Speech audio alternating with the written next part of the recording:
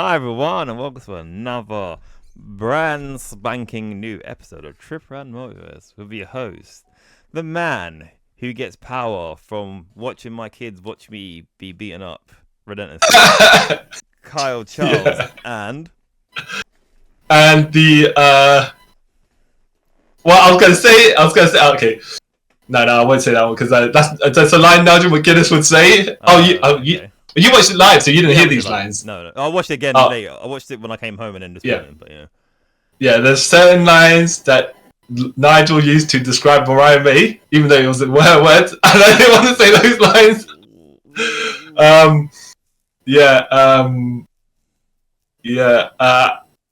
Who am I then? Who am I? How am I? Who are you? Yeah, indeed. I'm the man who's got the Lex Luger, All-American trunks. Yeah. CY Chung. And yesterday, well, whenever, wait, no, it would be yesterday, today, because this is coming out Monday, late Monday. But anyways, AEW did All In 2024 from Wembley Stadium in our hometown of London, England, and I went. CY watched it on the old TVs, and yeah, we're gonna review it. Sometimes go on. I was gonna say. You on? No, you go first. That was just like my experience. Like there was pretty good. It was a lot easier and more organized than it was last year. So yeah, great crowd. A few times during the matches, I might just say, "Oh, from your live viewpoint, how was this? How was that?" Right? Yeah. But where were you seated? I was seated. So, literally, I was seated opposite from the entrance. So, like, I put in the video, like my view and stuff like that. So it's pretty good. Yeah. Literally, I could see. I was a bit high. I wasn't too high up, but the top of the entrance ramp was kind of blocked by the canopy, but then once it was to the point, I could see everything from then. So yeah, it was good seats. Was the side facing the side where the hard camera was? How was that full? Was that, you know how sometimes if it's empty, they'll shuffle everyone around to the area where that was completely like covered up, and then just for the equipment, or do you reckon it was just to make the arena look fuller? I think for both, because it's literally. The hard camera side, like, so a certain point, like 50%, like going round, there's like a certain point where it was just covered off, and then literally that side was completely covered off to go around to the back for the entrance and stuff like that. Yeah. But on the other side of hard camera, like where you actually see crowd, they tapered that off a bit later, so like 70% of that side was packed, and then they got like 25% is where they taper it off, and obviously for things. But yeah, it was. Not like a old WCW and later on in the middle of TNA where they dimmed the lights so you couldn't see the empty sections. No, it didn't have. So you're telling me, when they're playing to the camera, when the performers are like showing out and all that stuff, they're not really showing out to many people that actually. Okay, that's gonna be tricky because you're playing to the camera specifically, but then when you can't, how do you do the theatrics to the people that aren't there? It must feel a bit weird, you know? But I mean, they're professionals. But yeah, because obviously, like in front of hard cam, like there is the front row people, so obviously they're playing toward them. Yeah. But then behind that, it's literally just blanked off. And there was a few seats not filled because I don't think it hit capacity of 50,000 people, but it was still like say 49,000 people were there. But yeah, because there's literally like. The nosebleed seats, it was like like one section was like literally sort of no one was there, but maybe like people were like, I don't want to sit there but yeah, besides that, it was packed. I don't know if they say they pay proportional to the amount of people they think they sell tickets to. Therefore, we have X amount of tickets, and we only need to sell a certain amount of seats. I don't know how that works, but if they typed it off and it could fill more capacity, maybe there's just a certain. They thought, okay, we'll get maybe this amount, therefore we'll pay the money, and then the venue will get a percentage, and then we get that as profit, and then that way we're not paying more to rent the arena for full capacity if we only need a little bit, some less, somewhat. Okay, Did you come in and watch the 0 hour? Yes. Okay, and how was that? There super early. So What time did you get there? So I left my house for about 11:15 to pick up my friend for 12, and then we left from. We got there, say. Well, you drove. Yeah, drove. Yeah, because last time. Okay. Oh yeah, last time it took me 4 hours to get home, so I was like, I'm not doing that again. So Okay. Drove. I got home within like half an hour, but like. Okay. The only problem I sort of had was me and my friend being two grown men. We thought, okay, we don't really need to ask for directions once we get to like Wembley to get to Green Parking. So we just kept on throwing on roadsides, kept going round and round in circles. And then we just got annoyed. Not annoyed. It was like, all right, let's ask this lady who obviously works here if where do we go? So go this way. Blah blah blah. I was like, oh, okay. So we got to the bit where she told us to go. Then we saw like stewards, like who had a sign saying road closed. We was like, okay, let's ask them. I was like, oh yeah, Green Parking, come through here. So we went up there. I was like, oh, okay. And that was it. So if we just did that the first time, we wouldn't have spent like 20 minutes driving around the circle trying to find where it was going. So two grown men. Yeah. So yeah. So then your phone directions work or something. Yeah, but then obviously it doesn't it doesn't tell you if it's a closure or something. Yeah. So then and sometimes it leads you to dead ends, right? Roads you can't actually go through. It's telling you to go through that. So we're like, we'll just ask around. So we got to then we got there this is like 1 o'clock. So we went to eat and everything. Then we went back paying super overcharged prices for some things, I bet. Yeah, so we just went to like a local, like we went to Wimpy's and was like, okay, we've got Wimpy's, okay. Yeah, we're like, this still exists. So then we got like like decent food from there. Then we went and lined up like 2:30, got in for 3 when the doors open, 3:30 when the doors open. Yeah. And then found our seats. And then the pre-show started at 4. But like the first hour was just nothing. Literally, it's just like just them talking which in the stadium you don't hear what they're saying anyway. Okay. Like you're saying like, oh, okay. We can see like Jeff Jarrett over there talking, obviously to a live camera, but we don't hear anything. And it went till 4, it's like 5 o'clock. Just after 5 is where they started doing the actual pre-show matches and stuff. So that was pretty. Yeah. That was good. Okay. Was there anything worth watching? Was there I think the first was there like a Rumble style match, right? No. So there was like a 16-man tag. That's I didn't watch the 0, I'll say. It was just like, okay, we've brought all these people over from America, let's give except for Antonio Gogo, who was here already, right? Yeah. And Tommy Billington as well, probably. Like, I didn't even know it was Antonio Gogo until like halfway through the match. Like, oh, that's Antonio Gogo. Oh, okay. Oh yeah. And then the governor. And so it was them versus Leo Rush, Top Flight. Like you said, Dynamite Kid. What's his face? And is it? I mean, with so many people, I'm sure it was a spot fest. Is it worth watching the spot fest, or is it just it's worth watching for like the fun of it? Like, this is quite fun. So it got some silly bits in it as well. Yeah, like Leo Rush versus cool. Liam Rush and Satnam Singh, which is quite hilarious. All right, maybe I'll go back and watch that. How long was it? Was it that long? No, it's not particularly long. 10 minutes, if that. Okay, that's fine. And then what was the other? There was another. I think it was like a 10-man tag off of that. Well, later on, I can't remember. Yeah, I watched this yesterday. Oh, okay. Then it was a bit where Saraya came out with the Knight family, and I was like, no, these look like indie jobbers. Like half of them coming out with you. But anyway, sure. So she come out and made some very good points. Like, so last year I was on the card and I became champion, and this year I'm not even on the card. What's up with that? I was like, you're making good points here, lady. Making good points.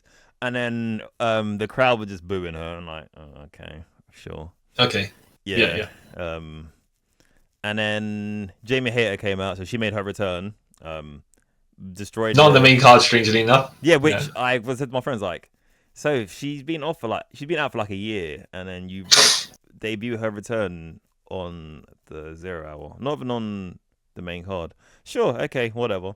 So the place where you would expect her to make her return on the main card, but you put it on the pre-show.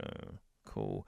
So yeah, she come out, destroyed the Knight family, and then went to give Saraya the hate maker. Was it Haterade? It's called, yeah. She got out, then she gave it to someone else instead. And Saraya's mom came in and got involved, and then yeah. Did she give it to Saraya's mom? Because that'd be something. No, I just gave her a clothesline. Yeah. Oh, alright. Yeah, and then so she came out, got a huge pop, and then there was another match. Why is my mind blanking on this? Like, why? It was a 10-man. Oh well, I mean, it was a 10-man, but I don't. It must have been important. Oh no, don't worry about that. Don't worry about that then, because if you can't remember it, maybe it's not worth watching. No, I feel like it was though. I think I got joy from it, but. All right, you got to tell me then. All right, I'll quickly. All right, maybe I'll go backtrack and have a look at some of these. Is the pre-show just worth watching? Yeah, it's worth watching. Okay, all right. Well, maybe I'll just check it out. That was another match. Sorry, I don't know why I forgot this. It was So it was Chris Statlander and Stokely Hathaway versus Willow Nightingale and Tomohiro Ishii, which that was a really good match. That was a good match. Okay. Ishii got a really good pop from the crowd. Like, oh, it's Ishii! Woo! Everyone got happy about that. Obviously, Ishii and Willow Nightingale won, of course. Because with Ishii won with a sliding lariat to Stokely, so she gets to pick the stipulation of her match with Chris Statlander. I think come up on Dynamite, something like that. For her seeing the women's championship. So okay, cool. Okay.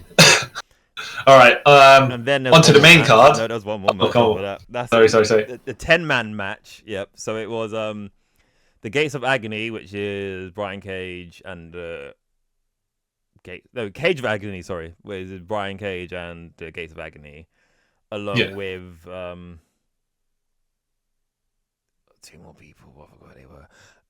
Versus, and they were versing Dustin Rhodes, the new Von Erichs, Sammy Guevara, and a fifth man. I was like, this is so bad. I can't. This is okay. Remember. But this was the okay match. There was a weird bit that. Oh, Sammy Guevara. Oh, he was on the good guys team, and I can't remember the other one. So yeah, weird because it's so weird. Taven and Bennett, that's it, yeah. So anyway, Sammy Guevara was in a Wolverine-like costume. Well, Trunks was like Wolverine themed, and Dustin Rhodes came out like Deadpool themed, didn't it? Yeah. All right. Because they're the Ring of Honor Tag Team Champions. And then Brian Cage also came out with Wolverine themed gear. And there's a weird bit where Sammy Guevara was like, "Hey," and he went, "Hey." It's kind of like the Spider-Man meme. Like, oh, okay. Cool. Yeah, okay. Why not? Yeah, then that was literally kind of it. Yeah, it was that match. Again, I would say that's kind of worth watching. You know what? The pre-show's worth watching. If you got a chance, watch it. Okay. Yeah. So. Right. So when the main card started, everyone was already in the ring. So I was like, okay. Yeah. I thought it was going to start an intros, but they did the entrances on the pre-show. Yeah. So it's the trios title match, the patriarchy, which is Christian Cage, Nick Wayne, and Luke Killswitch. I almost got his name wrong there. Yeah. Well, we'll explain it later, but yeah. Versus Pac and Claudio Costanelli and Wheeler Yuta. Yep. So the Blackpool Combat Club, but not. This is. Though I think they're just gonna have Pac join them. You know what I mean? Because the Lucha Brothers are gone basically, isn't it? It's kind of reaffirmed it. I mean, like, oh, okay. It's kind of confirmed that they're gone. Yeah. Yeah. And versus the House of Black, which is Malachi, Buddy, and Brody King. And the Bang Bang Gang, but this version with Juice Robinson and the Guns. Yeah, and because they used to be the Ring of Honor Trios, Ring of Honor 6-man and the AEW Trios champions, but they got stripped because Jay White got injured. But then this doesn't make any sense because the patriarchy are technically doing a Freebird thing as well, so it doesn't make any sense. Well, no. Unless you're going to say the patriarchy also swap with Nick Wayne and Mama Wayne sometimes. Yeah, but they said that's what they're doing. So I was like, that doesn't make sense. Then you strip the Bang Bang Gang because they were doing the same. I think they were saying that the Bang Bang Gang was. They said specifically they wouldn't do that rule. They wouldn't swap Juice in with Jay White, and then so they couldn't do the rule. They just they paint themselves in the corner. So that doesn't mean that they can't do like Samoa Joe and MJF. The Adam Cole thing. It doesn't make. Which temporarily defend the title for them. Which makes less sense when you think about it, but okay, sure. Whatever. I don't know. But this is quite a fun match actually. I enjoyed it. A good opener. People doing this. I don't want to say spot fest stuff, right? But some people were doing stuff that was like. I think all the cutters that Nick Wayne was doing onto the cutter outside through a table. Yeah. But you get I know he's young, but you can only do so many of them before you start actually injuring yourself. Yeah. Yeah. They're good spots, but at the same time, it's just like, wow, you know what? Yeah, you're gonna be feeling that in about 10 years' time. You'd be thinking, why did I do that? Yeah, it's like, dude, you're like, how old is he again? He's like 19 at this point. Yeah. Look at Matt Hardy, like, you know what I mean? Like, it's like a prime example of doing these sort of things. He looks like he struggles to walk. There was a bit like you were saying. We were talking about Mama Wayne come in there, and she tried to go for the titles, and the guns slide in, and they're like, "You need to climb." Well, to be fair, she's taken ages to walk up, and I'm like, she should have played up that her platform heels were causing her to be really slow because everyone else was outside and they were just, suddenly, when you climb the ladder, your power level just depletes as you go up, right? Yeah. But she's fresh, so but knowing the guns, they should. They could have done something. They could have attacked her because that's what the guns kind of. Yeah, but I think they don't really want to do. I think they want to choose their spots where they do like intergender stuff. So like, Okay. I don't think she's really a wrestler. Fair. But like one of the funny bits of the match was literally at the beginning when the Christians ran away. You're like, oh, okay. Because like seeing it live, everyone's like, "Wait, what?" You see everyone just like that's okay. It must be a reason. That's in character. That's completely in character, though. That's what I expect no less. No, I was like, makes sense. And then when everyone's knocked down, he comes running back in. And then tries to. Nigel McGuinness saying them tactics. Yeah. Yeah, but I found it funny. Is like, because when he ran running out and running back in, like, okay. It's hilarious because you can't do this fast because it's quite a distance between the ramp and the ring. Yeah. So it's not like you can quickly sneak in and do it. No, you're running that's like a good 100 meters you're doing to get there, and then you're like, oh, okay, sure. But it was the crowd really liked it there. I really enjoyed it. Like some of the spots were cool. They didn't overdo any of the ladders and like the table spots, which I thought was good because you used they got used again later on different matches, so it didn't really spoil the experience in a way. Yeah, there was a bit where Mama Wayne had the spray and she sprayed someone in the eyes. Yeah, and then later on, I think they had the chair. Was it the chair? And if Christian had someone with the chair, and they kind of knocked him back while she had the spray. She tried to spray, and he blocked it with the chair. Yeah, juice. Yeah. And then he took the spray and sprayed her in the face with it. And I was like, okay, all right. And it's like, sometimes it's nonsense, but it's like enjoyable nonsense. So like, okay. I'm on board with it. It all makes sense. And then did he go and try to pile drive her afterwards? No. Okay. I don't remember. I don't think he did. Maybe I'm mixing that up with some of the matches later on. But yes, Luchasaurus helping Christian try to climb the ladder on his shoulders. Christian obviously, even though he disappeared after the match and coming back in, he's playing dead. So it's like, all right, okay. Because when he came to this match, like, should he really win this match? Like, he's 50 now. Like, he done his time. It's like 20 years ago. He doesn't really do exactly. So, well, the thing is though, he did all the safe stuff. He didn't. The only thing that I would say that he did that was quite unsafe was he did a spear off the ladder through the table to on. Was it Juice? Might have been due to body mode. It was someone who could take bumps. But the thing is, I think because of the angle he came at it, his head might have connected with the table first because the way he was setting, he's grabbed his head. But that you know that's all. That's you know, as long as the guy's not injured. No. And we know that because later on, yeah. But yeah, like and then Pac ends up grabbing. I thought they had to grab all 3 titles, by the way, or unlatch all 3. Pac eventually comes to ladder and unlatches 1, and then they called the winners. And I was like, okay. Yeah, because like in a tag team match, it makes sense doing 2 because you can technically do 2 at the same time. Yeah, you can do it. Yeah. Trios, how you gonna do? Yeah. No, I think like you unlatched 1, and then he unlatched 1. He held out, but I was like, oh, why don't you just unlatch all 3? But then that's gonna drop because, like I'm saying, like with a tag team, it's fine because all you need to do is hold the last one. For the shot for the camera, you need to hold the last one. That's it. It's better having him holding up one. Okay. You can see the two still standing. And okay, yeah, I can't get a message of what's happened, but that's fine. That's fine. It's like, okay, you know what? The hometown guy got the win, even though he's from Newcastle and he's not. You know, because Newcastle is only a short bus right away. Yeah. So the Brit got the win, right? We'll put it that way, yeah. Which was awesome. Everyone in the crowd popped because even when Pot came out, everyone was like, "Ah, it's Pot!" And I was like, "Yeah," because I love Newcastle, I love Pot, and I've met him too. He's a nice guy.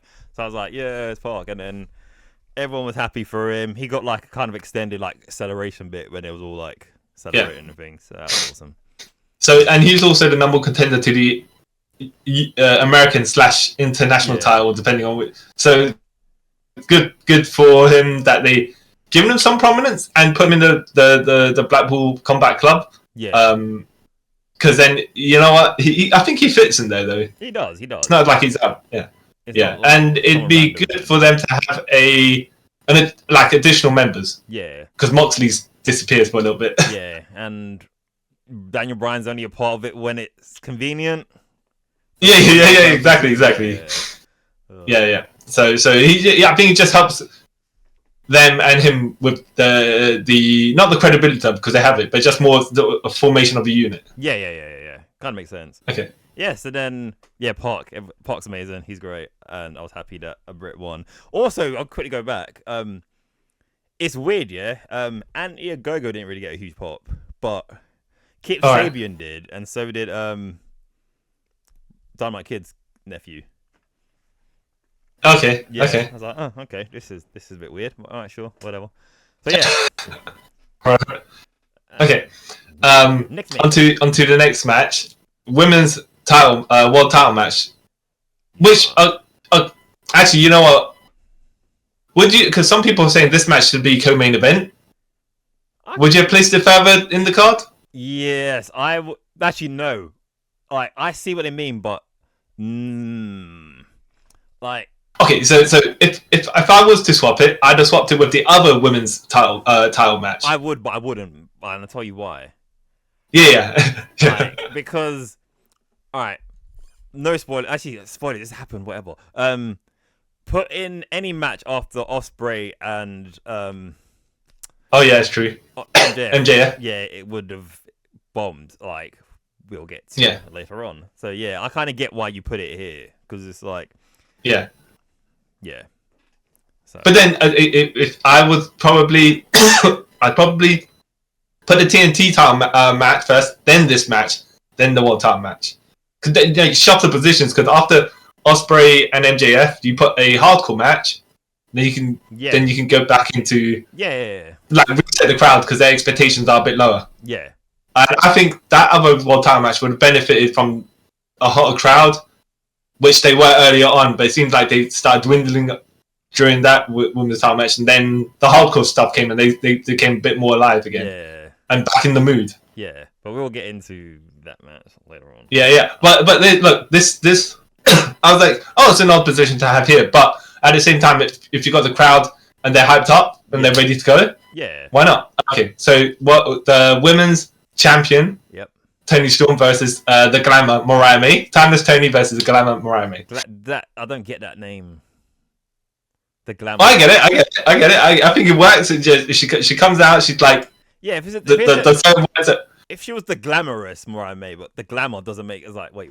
The glamour itself is the look. It's what she is. Is that I haven't seen Twilight, but isn't that the stuff that Edward Cullen does? That when it all glows up. I suppose I don't know. It was just like I don't know. But before we get into this match, there was another weird thing about this match. I think you might have noticed it as well. Like, okay, Mariah May is from London. She is literally from like Islington, so she's not far from where we're located, where Wembley's located, right? She's not that far when you think about it. Wembley's north, whatever. She didn't get rid of a reaction. Like, it's like, bro, she's probably the most person on the card here who is a hometown person. Okay. But I get it. Firstly, yeah.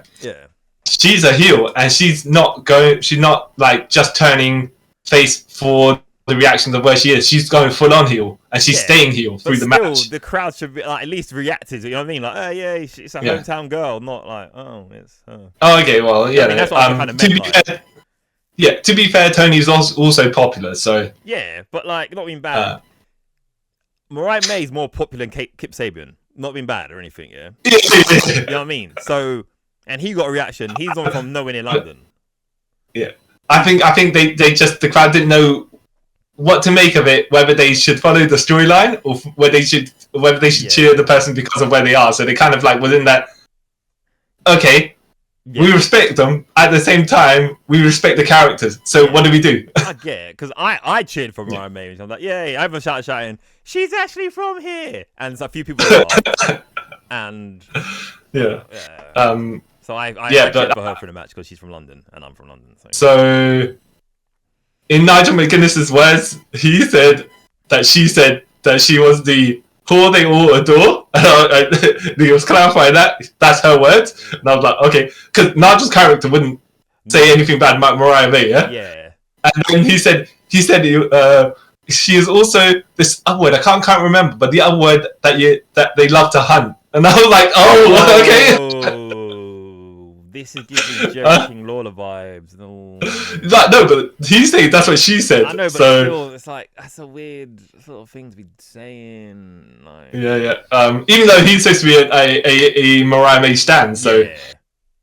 Oh, okay, yeah. Well, look, as long as he's saying that's what her character's saying. Yeah, if he just said like, okay, dude, step off. Yeah. I really enjoyed this match actually because it's like they went at it hard at the beginning, right? Yeah. With they went at like people that hated each other. Yeah. So they came out and start throwing handbags as you would do, right? Fight handbag stuff, yeah. Yeah. And then they did the match like they were trying to hurt each other. Yeah. It was like for me like I had no emotional events from this match. Like I'm not really a fan of this whole story. I didn't really care for it. It might sound bad. Oh, I enjoyed the story. I thought, what? I didn't enjoy when the story started, but actually, you know what? They took their time to do it for like 3/4 of the year. Yeah. And they got to this point. They actually stood by it as well, and they had lots of little bits and pieces. And Mina Shirakawa also in the crowd, the Rev Pro women's title holder. So yeah. Yeah. Well, I don't know because I just. Like the match itself, I did like the match because I think during the entrances I went toilet because I was like I need to go to toilet. Okay. So I went then because I knew if I do it now there's no one there. So that's just what I did. Yep. Yeah. So makes sense. No disrespect to I didn't go. No. Here's like you say, I want to defend your logic as well because it's like what's going to happen is when you need to go, there's going to be a whole bunch of people running at the same time to go there. Yep. So yeah. And if you go for if you start the entrance when the entrances happen, 5 minutes later, 10 minutes later, you're back in your seat by the time the match starts. Yeah, which happened several times. I timed it as a team with stuff like that. So, but besides that, but they showed Mariah's mum in the crowd, so it was like, okay, something's gonna happen. Yeah, they did this stuff. They made a point that she's like, it's the second time that she's watch Mariah in a match. Yeah. But see, this being a live crowd, I didn't know it. I didn't get this bit. Like, I saw her go over and slap someone. So obviously I have no pre-connection, like what's going on. And once I watched it, I was like, oh, she slapped her mom. Because even at the end, where they showed her mum on the Titantron, and Yeah, again, yeah. not knowing, I was like, why are they showing this random woman? I'm confused. You know what's funny as well? Yeah. No, it's like okay. So we'll just skip to the bit where it happens in the match, right? Yeah. And I have to say, right, Mariah is actually healing to the crowd as well. She's not going for the pops or the cheers, right? Yeah. She's actually like, I am the despicable heel, and that's what that's my reactions I'm trying to get. Yeah. So good on her for that, yeah. Yeah. Even come out, right? Slide outside to slap her own mum, right? Yeah. You're like, oh, okay. And then, and Toni Storm's taking a beating through this entire thing, right? Yeah. And she's selling it as well. Yeah. And then I think Toni does a desperation Storm Zero pile driver onto the steps of Mariah. Yeah. Goes to Mariah's mum. Yeah. And hugs Mariah's mum, yeah? Yeah. Because she got slapped. And I was like, if this was Tony's mum, then this stuff would probably make a bit more sense, because that's what you, without knowing, like you're saying. Yeah. I know it because the commentators told me, but she went up and slapped someone, and then Toni went to hug them. So you just, if you're watching it live, you think, oh, maybe that's Toni Storm's mum. Yeah, because when I thought, I was like, is that Toni Storm mum? Then at the end, it wasn't until I was like, oh no, that's okay. That makes sense. And that gave time for Mariah to get the blade job. So it was like, okay, you know what? Okay. Oh, okay. And then she started being a bit more cowardly heel because she's bleeding, right? And Tony's still taking the advantage. And then, it's going back and forth quite a decent amount of times. I was like, you know what? The way it was coming across to me is like, okay, Mariah in her hometown, right? Yeah. But she's still heel, and she's solidly heel. She could lose, and no one will be like, we're going to riot or anything like that. Yeah. Tony's not going to get a sneak win. So it's one of those things where it's like, you know what? It's not so clean cut. This person's just going to win in their hometown, Yeah. So it's a decent level of suspense for me. They took each other's finishes. When Toni Storm kicked out the Mayday, I was like, okay, so is Mariah going to kick out the Storm Zero at some point? Yeah. Yeah. She did? Yeah, and then, but then the Aubrey Edwards is the referee, so it's all ladies here, right? Yeah. And the bit where I think she got pushed to the side, so then Mariah kicked Toni in the front area. Yeah. Yeah. Toni then kicked her back, and they both grabbed their crotch to sell it, and then they both looked at each other and just double kicked each other in the nuts, and we're like, oh, okay. Sure. Okay. All right. I was like, okay, it's quite a fun spot. It's quite a silly spot as well. But it rang true to the characters. It wasn't comedy for the sake of comedy. It just made sense. Yeah. However, as we know from wrestling, it's inconsistent selling of whether women actually get injured when you hit them in the lady parts or not. I even shouted like, that doesn't hurt them, and people laughed again. Well, I was like, oh. Yeah, even though we know in kayfabe some things hurt and some things don't. In real life, though. In real life, different story, but yeah. Yeah, and then Mariah also healing on Luther as well. Yeah. And then when she went the title got in there somehow, right? Yeah, she went. She grabbed the title. Yeah. Yeah. And then Luther grabbed. And it, then. And then. Yeah, and they gave her the middle finger. Yeah, he flipped the right. Yeah. But the thing is, that by the time the camera came back to Mariah May, she was down on the other side of the corner. I was like, oh, hold on a second. She didn't even see it. No, we saw it. Yeah. We didn't. All right, cool. Yeah. She should have probably stayed there a little bit longer, but then she had to get to the next bit. But it's just like, so is he giving a finger to no one who wasn't there by that point, because he was also under the apron, so yeah. So it was like he didn't see where she was. No. As he was doing that, all he knows, he grabbed the title, saw her there, gave the finger, but out of her own view, also out of his, because he can't see her, and that's why she moved. I was like, okay, right, what, they're just like, okay, right, all right, that fine. was another one. Like in the live crowd, you don't kind of get it, because you have to look at the screen through to see. Like, oh, okay, that makes sense. Cool. Yeah. Toni tries to is going to hit Mariah with the shoe, and then she changes her mind. And then, and then she gets Storm Zero. She gets a Storm Zero from Mariah. Mariah actually gave her some nasty knees as well. Yeah. In the beginning of the match, Because she gave because that's not the finish, is it? No. No, the Mariah made Storm Zero on Toni Storm is the finish, yeah. Because then she kicks her in the back, and then runs her like penalty kick. So then she picks up for the Storm Zero, and then yeah. And I was like, okay, yeah. Yeah. Yeah. I like this match. It made sense. Like it had drama. But had a little bit of comedy there, but not too out of character comedy. Made sense for the story they were telling, and Mariah, props on her, not just trying to be hometown hero or whatever, right? Just no, full on. I know on character's just going to stay this direction. Yeah, you know, good on for that, for not like doing a double turn or whatever. Yeah, it's good on them. Yeah. And then Toni got claps when she left the ring, and she left the ring in the. Like you know, her 1920s character, but kind of lost her mind-ish. Yeah. Like. Yeah. Yeah. Oh, okay. Good on her. Yeah, but like what happens when they lose don't win their awards in the ceremony and stuff like that. So like I said, like it's kind of made me care afterwards. Kind of bad. Feels like it's quite a good match. Like I said, I wasn't really bothered about it, but it brought me in the end. So I won't say. Yeah. I mean, look, the ladies were hitting each other hard. It seemed like you know certain things. Yeah, they were like, not carelessly, but it's like not. And I wouldn't say Joshi stiff or anything like that. But you know, the impact there's like certain amount of oomph on stuff. Yeah. Because I guess they knew this is the level that they had to perform at. Yeah. Because of. So the FTW title. Hook versus Chris Jericho. Yeah. Podzy played at the beginning of this. Yeah. Big Bill and who's the other guy who came out of him? Brian Keith, the Bad Apple. Brian. Yeah. And it was basically a 3-on-1 versus Hook. And commentary is like, wait a minute, don't Hook have no friends? Yeah. And I was like, where's Shibata and some? Oh, okay. So Smojo's filming Twisted Metal. Fair enough. Yeah. Yeah. Where's Shibata? Someone said. Well, he's in a match later, but someone said. Okay. I totally forgot about you said that now. Yeah, Shibata, he was there. He was there. Yeah, they've forgotten their own little things. Okay, sure.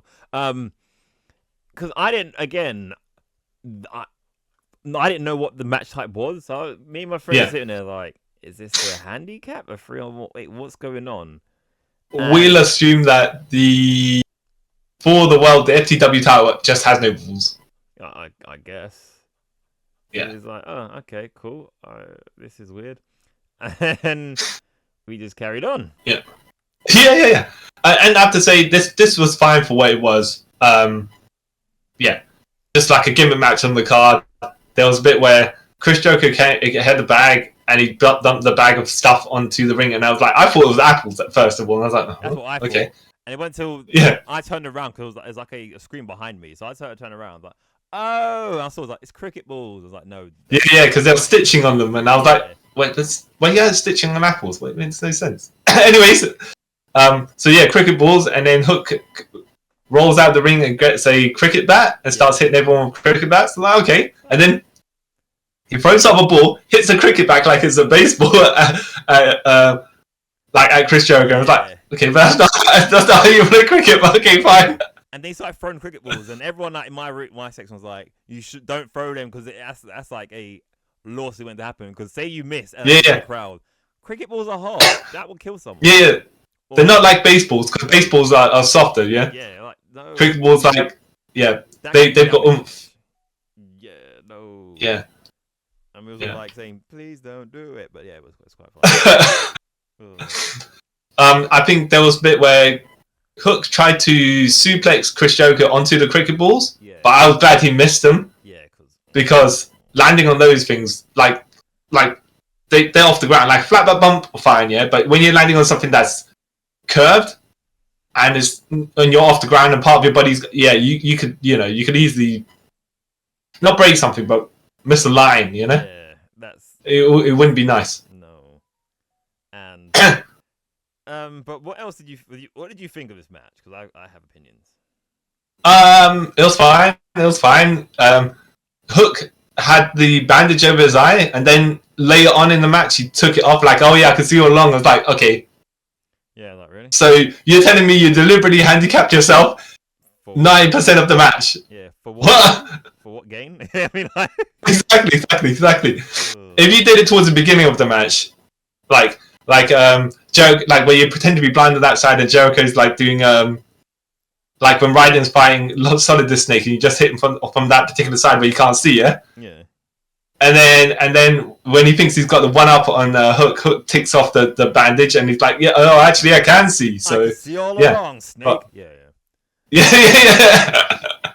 So I was like, okay, I wasn't exactly sure about that. Either they should have kept him being one-eyed, yeah, or they should have done it early on. Yeah, or it should be like unless of course, Chris Jericho is going to get a powder and throw it at Hook's eyes, right?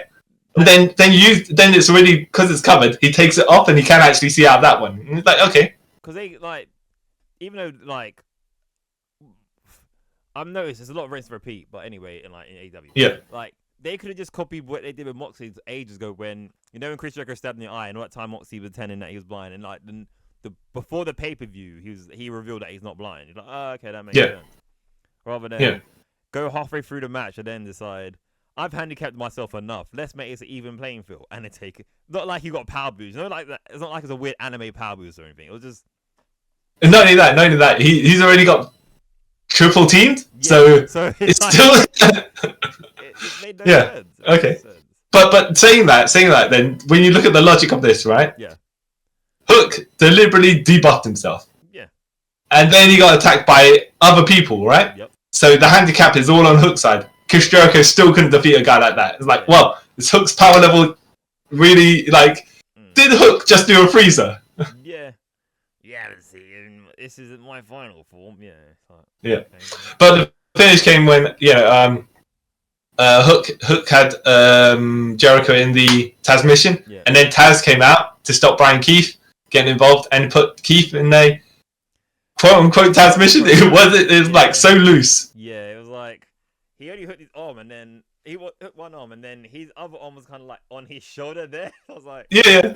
I was like, okay, so did he just done the Vulcan nerve pinch, right? That's it. That's it. Like, there's no other way. Underhook Vulcan neck pinch. That's all he did. And like, Yeah. And then Jericho tapped out to the side rum. I was like, oh. Yeah.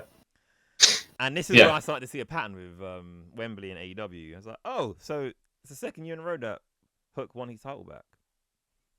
Yeah. Yeah. Okay. Oh, did you watch the media scrum afterwards? No. Oh, when someone asked about the belt being serious, right? And then, he said something about a joke title, and then Tony Khan was like, no. Yeah. You know what? I actually all the knowledge and stuff. Tony Khan dropped during that. Yeah. Was like, I respect this guy because he said stuff, even though he not repeat himself, but he said the name Brian Cage way too many times. I mean, I was like, oh, okay, yeah. Okay, I get where you're coming from. I respect that. Weird, but I respect that. Yeah. So he was just basically saying, it's even though it's what the guy meant though, I think he just worded it wrong. He was talking about how it's not an official title and it's not coming like. It's not. Is it going to be an official title? Yeah, is it going to be continuity now? Yeah. Basically, I was like, and they still say, well, actually, it's kind of still not. all these FTW title matches are non-canon. Non-canon, but they are in another universe. You're like, okay. Yeah, like okay, sure. All right. The Hookverse, all right. Yeah. The FTW verse, even though they do count it because when Jack Perry came up, they had the stats for Jack Perry. Yeah, it came up with saying that, innit?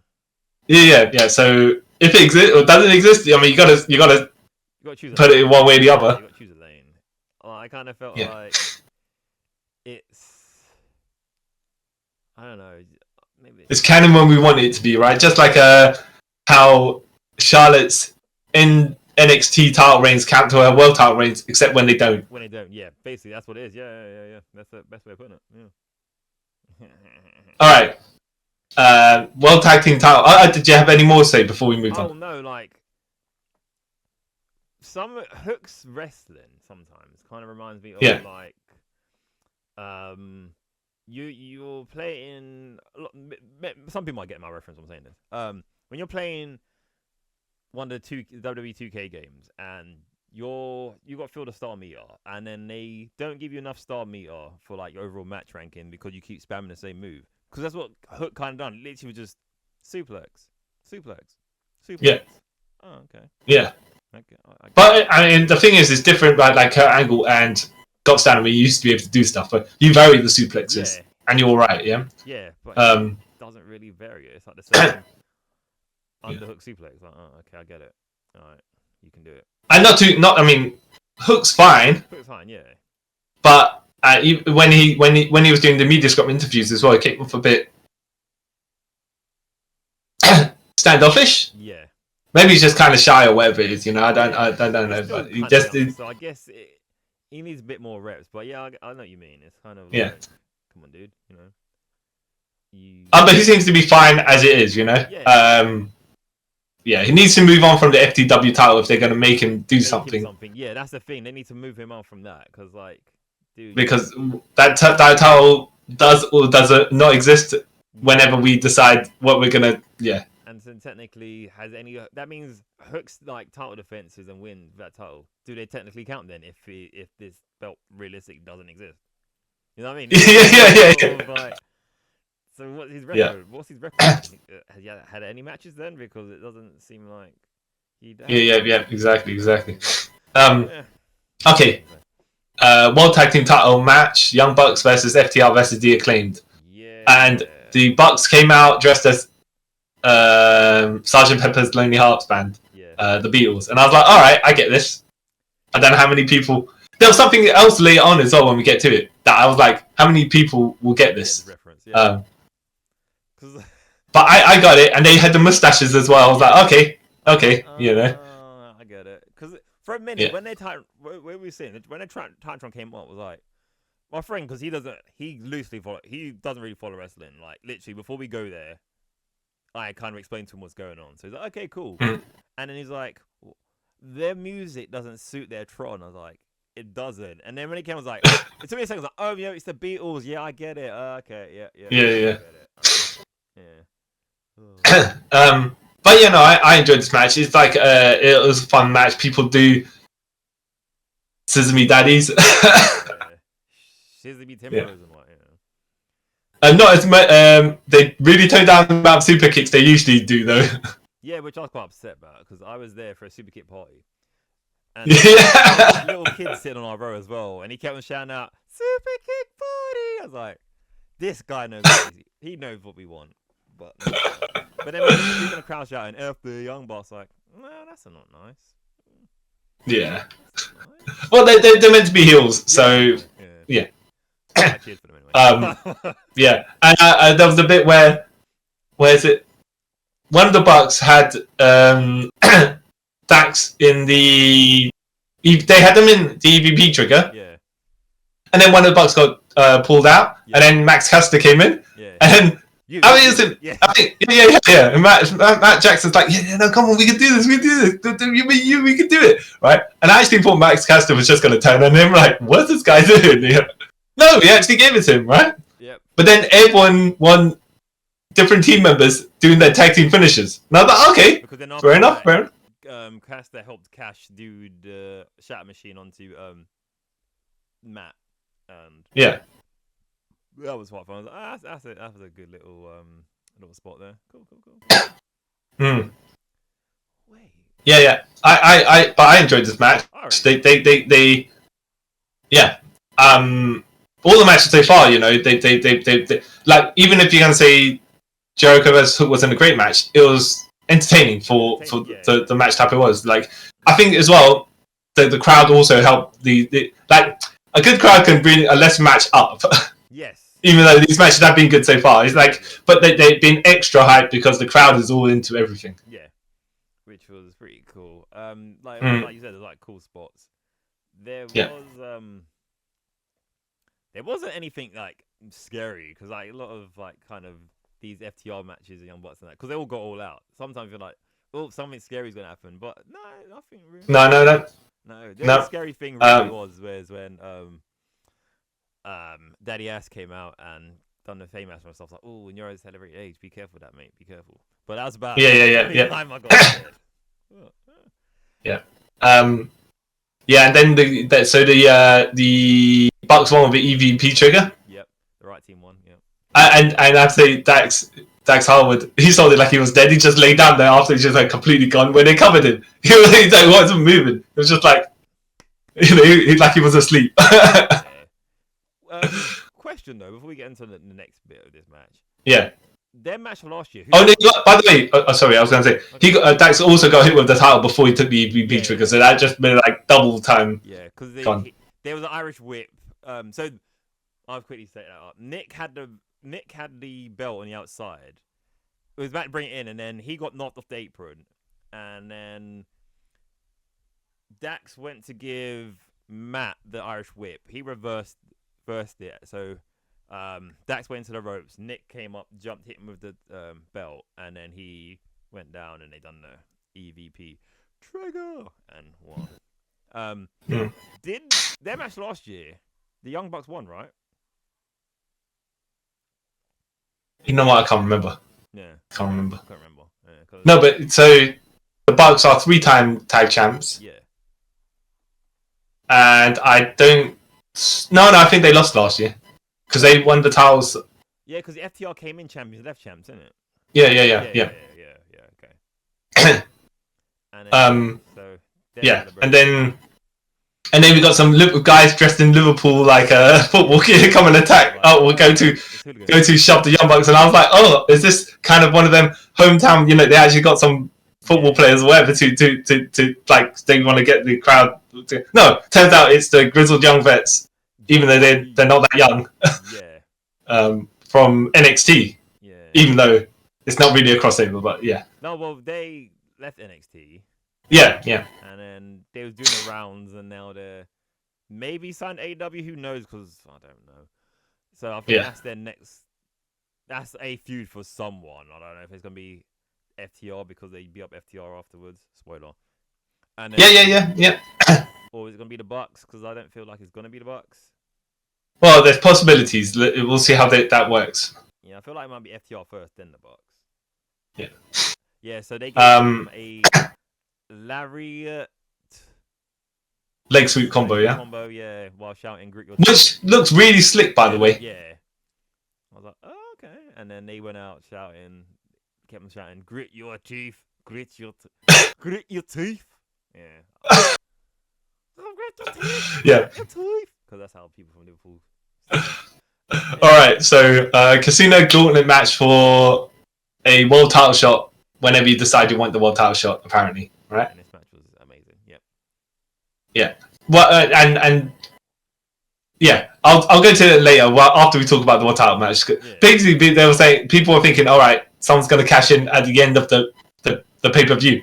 Oh, I didn't think that. Yeah, because that's remember when Luchasaurus Killswitch won the TNT title shot, and then Adam Copeland beat Christian, and Killswitch cashed it in for Christian, to win it right back. So people were thinking shenanigans afoot like that because because of who we get to in winner. All right, so the beginning of this, when they're introducing the first guy, Orange Cassidy, he does the Mr. Bean Titantron. Yeah, I was like, that's funny. I didn't get that, but luckily, I watched something with Mr. Bean, the intro, whatever, a couple of days ago. So I was like, oh, I get this, right? But if you didn't, it actually seems in line with Orange Cassidy's character. Because I thought, I was like, haha, it's Orange Cassidy. And once someone said, it's Mr. Bean next to me, I was like, oh, yeah, it is, isn't it? Oh, yeah. I forgot about that. Okay. He would fall from the sky, get up with his hands in his pockets, walk off and no sell it because why not? That's cool. And then when the coin flip happened for the second person, I was like, what? Okada, he got a pop. He got a good pop. Because you know what's funny about saying that? That's funny about that because I was messaging my friends who I went to see. I met them in Japan. They're wrestling fans and everything, and they live in Italy now. And we was messaging. I was like, I'm quite sad that Okada's not here. Like, it's before that. And then as soon as I heard the coin, I was like, oh, I was wrong. Because I thought maybe obviously because he's recently immigrated to America, he might not be able to leave to. I don't know why I thought that. And then when he came out, he got a huge pop. I was like, oh, it's Okada. Now, did you get any of the Okada dollars? Nah, it's too far away from that. Oh, I got something from Wrestle Kingdom. In 2019. Yeah. But So who Okada was and why he's amazing. So to be fair, I mean, Okada toned himself down from the Superman version the Super Saiyan Superman version that he is in New Japan. Yeah. Because he doesn't need to work that super hard here, right? He's I don't want to say he's not lost in the shelf or anything yet, but he can relax himself now after being the face of the company for 12 years or something. Yeah. You can relax a little bit and then get your build because he's still getting treated well. He's just not as he doesn't need to be in your face all the time, Otherwise, you start hating him like John Cena. Or he'll kind of like some of his to like the Japanese, but some like New Japan fans, he kind of became that because he was always sort of there, isn't it? So you don't want to do that in AEW, like shoving down everyone's throat, like you said, you become the John Cena. Bit. Yeah.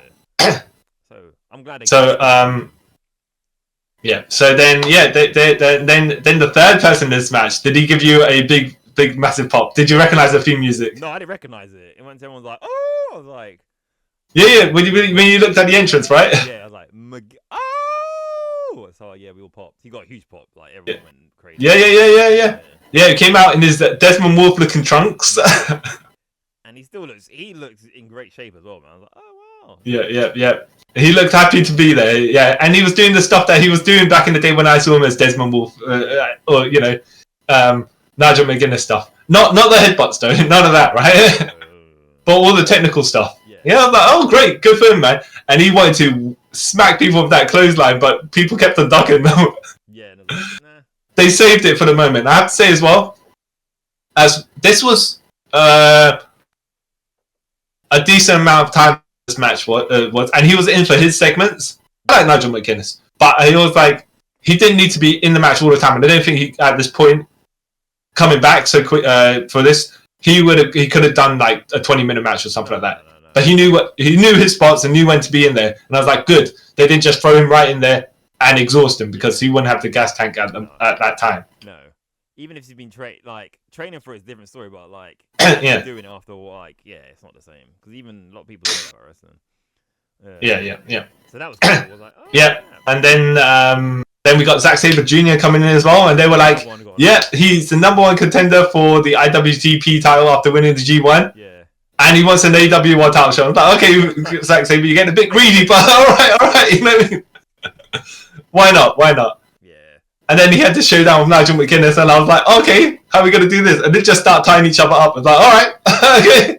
And I like how conscious like, Nigel McGuinness kind of influenced Zack Sabre Jr. to become like the best technical wrestler in the world, which I personally think he is the best technical wrestler in the world right now. Yeah. But that was a good little show off between them two. Like, that's cool. Yeah. And then we get Hangman Page, and when he came in, I was like, okay. First of all, I was like, oh, maybe how's this match gonna work? Is it elimination? Is it first pin or what? Over the top rope? How is it? No, wait. But yeah, it seems like it's the first person to get a pinfall wins the match. Yeah, but what happens is you can get a pinfall and end the match before the contestants come out. Yeah. Alright, wait. And then the other thing is as well. Is the timer is different for different people? Yeah, that's another thing. That kind of confusion was like, that doesn't make sense. Yeah. Unless it's I don't mind it. I didn't mind it, but it's like, if you're paying close attention, like, wait, what? But then I let it off because they never said that what the time interval would be between someone. Like yeah. Like let's say every 2 minutes, whatever it is. They've kind of established that, and they didn't establish it, so you can get away with like. Yeah, as long as when they show the rules at the beginning or when the person on the mic the rules at random intervals, blah blah blah, and then you're like, all right, because at one point I think one guy walked to the ring, did one thing, and then the Mark Briscoe came out. Roddy, when Roger Strong comes. Yeah. Like, okay, wait a minute, you know what I mean? Some people are fighting in there for a while before someone comes out. All right, okay. Yeah. Then Hangman Page came out, and I was like, okay. I think I might know where this is going. Same, but yeah, because that Hangman, he's so bitter with his feud for Swerve. Yeah, he wins this, he's gonna cash it right away. He's gonna go for Swerve. So I was like, okay, because I thought, I know this is like you said, this is going, and then after so he comes out, does his stuff like murdering all these people. And then the greatest man of all time comes out. Last Outlaw, Double Jeff. Come out. walked to the good ring. Yeah, I like when he came out. So and then because him and Hangman can't have beef, they went at it as well. And Jeff Jarrett got the magnetic fist treatment where everyone just ran into his fist. Yeah, it's like I don't want this, and you run into his fist because you know. Yeah. But yeah, and there was the bit where after he knocked everyone down, was it? He went to he got Hangman in the corner. He started punching Hangman in the corner, and then everyone outside for some reason was getting to a certain area because they decided, you know, we're just gonna fight here, right in this spot, that's kind of conveniently by this ring corner here. And I was like, okay, you guys are gonna catch someone, right? You guys, how is he gonna dump him out there? And I was like, so Hangman basically got Jarrett in the powerbomb position, powerbombed him out, and I was like, oh, good on you, Jarrett, for actually taking that at your age, and good on you, everyone, for knowing, for definitely catching him, because if he missed, right? And we can't have this outlaw going out like that. He needs to be around. Yeah, exactly. But all made sense as well. And then Karen Jarrett comes out. Oh no, Karen Jarrett came out with Jeff, and then I think she gets on the ring apron and starts mouthing off to Hangman. And Hangman, being the out of control maniac he is, right? Grabbed her by the hair, and you're thinking, oh no. And then we get Northern one and new all. What's his new thing? Oh, because you know in WWE, he's one of his monikers was the one and only. They said what his one is. Wait, it's something like not as lame. It's something lame, like okay, cool.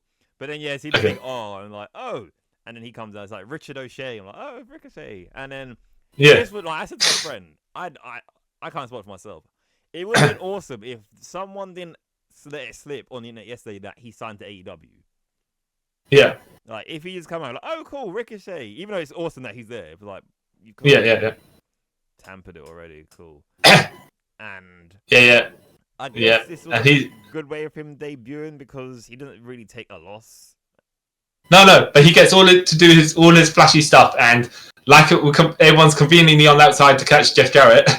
Everyone somehow fought towards a particular corner so Ricochet could do a springboard shooting star press. Even though so when he jumped up and he kind of he had to rebalance himself at the top. Then I was like, oh, it's good because like on the rope where there's not exactly hard ground that he can balance on, he shifted his weight a little bit, rocked a bit, and then did it. And I was like, oh, okay, so smooth, you know, like smooth recovery. Like, wow, he didn't like have to stop, like you said, holding the rope, kind of readjust it. You literally just went, okay, I'm like, oh, go Richard O'Shea. Yeah, okay, I'm happy. Yeah. And then Christian Cage comes out, and I was like, limps out even, right? I like how he's selling it. He's like limping down. I was my friend, like, look, he's selling it. Oh, do you think so? I was like, no, he's selling it, dude. Like, he did really the last match to be limping, so he's selling this. And then he spears Nigel McGuinness, and then on commentary they were like, oh no, Nigel's gonna get like Nigel's idol's just speared him. What's he gonna say next week? Like when he's back in commentary. I'd like to wait to see. Okay. And then it was I don't want to say a finisher fest, but people hitting all their hard shots and everything like that, trying to win. And Luchasaurus comes out. Back at Luchasaurus now, not kill switch like he was earlier today. Choke slamming everybody. Finally choke slamming Kyle O'Reilly, and then you're like, all right. Because you think he's going to choke slam Christian. No, he grabs Christian, throws him on top of Kyle O'Reilly, and Christian gets the pin. I'm like, all right. Even though the whole, like, the clunkiness of him trying to put Christian on Kyle O'Reilly was so weird. I was like, I'm convinced it doesn't. Who's not working with each other? Like, it didn't make any sense. Like, you literally had to like move from here to here, but somehow it took like 5 or 6 seconds for you to do it. I'm confused.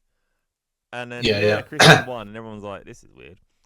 Like, but it's taken a while to get to that Luchasaurus Christian feud that they're gonna been building to since last year. Yeah, but then is he like this? Is what I got confused about. Like, so earlier today it was Kill Switch, and now he's gone back to Luchasaurus. But then is he gonna go back to Kill Switch now that he's still part of the? You know what I mean?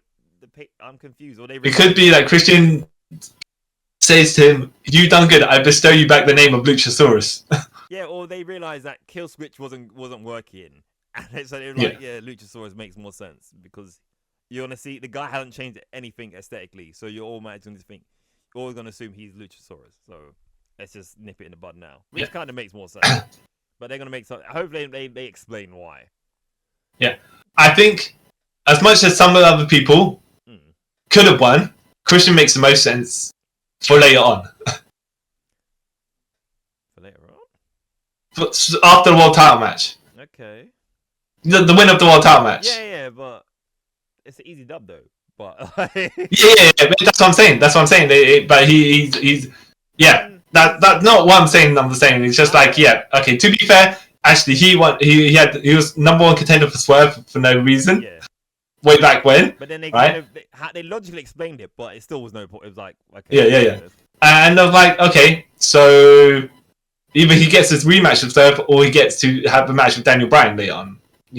But it makes sense. I want to say it makes sense, but some of these other guys, probably more long-term stuff if you're going to build to him, where he can be hot-shotted there for a bit and then move back down. Yeah, I get it, because like Christian, he is like top tier, like legacy-wise. So yeah, it kind of makes sense. I mean, like if Okada won, you'd have to build a bit more than just to win off here, Hangman, he's got his own thing going on. If he won here, it probably would have made sense, but it needed, like, his feud doesn't need the world title, to be involved in. No. And if for some reason he's beefing with Jeff Jarrett, I mean, he is beefing with Jeff Jarrett, so Nigel McGuinness kind of would have made sense, but then it wouldn't have made sense as well. That's what, when he came in, I thought, okay, if he wins, it's kind of made the main event predictable as well, because of the whole, his whole feel is just like.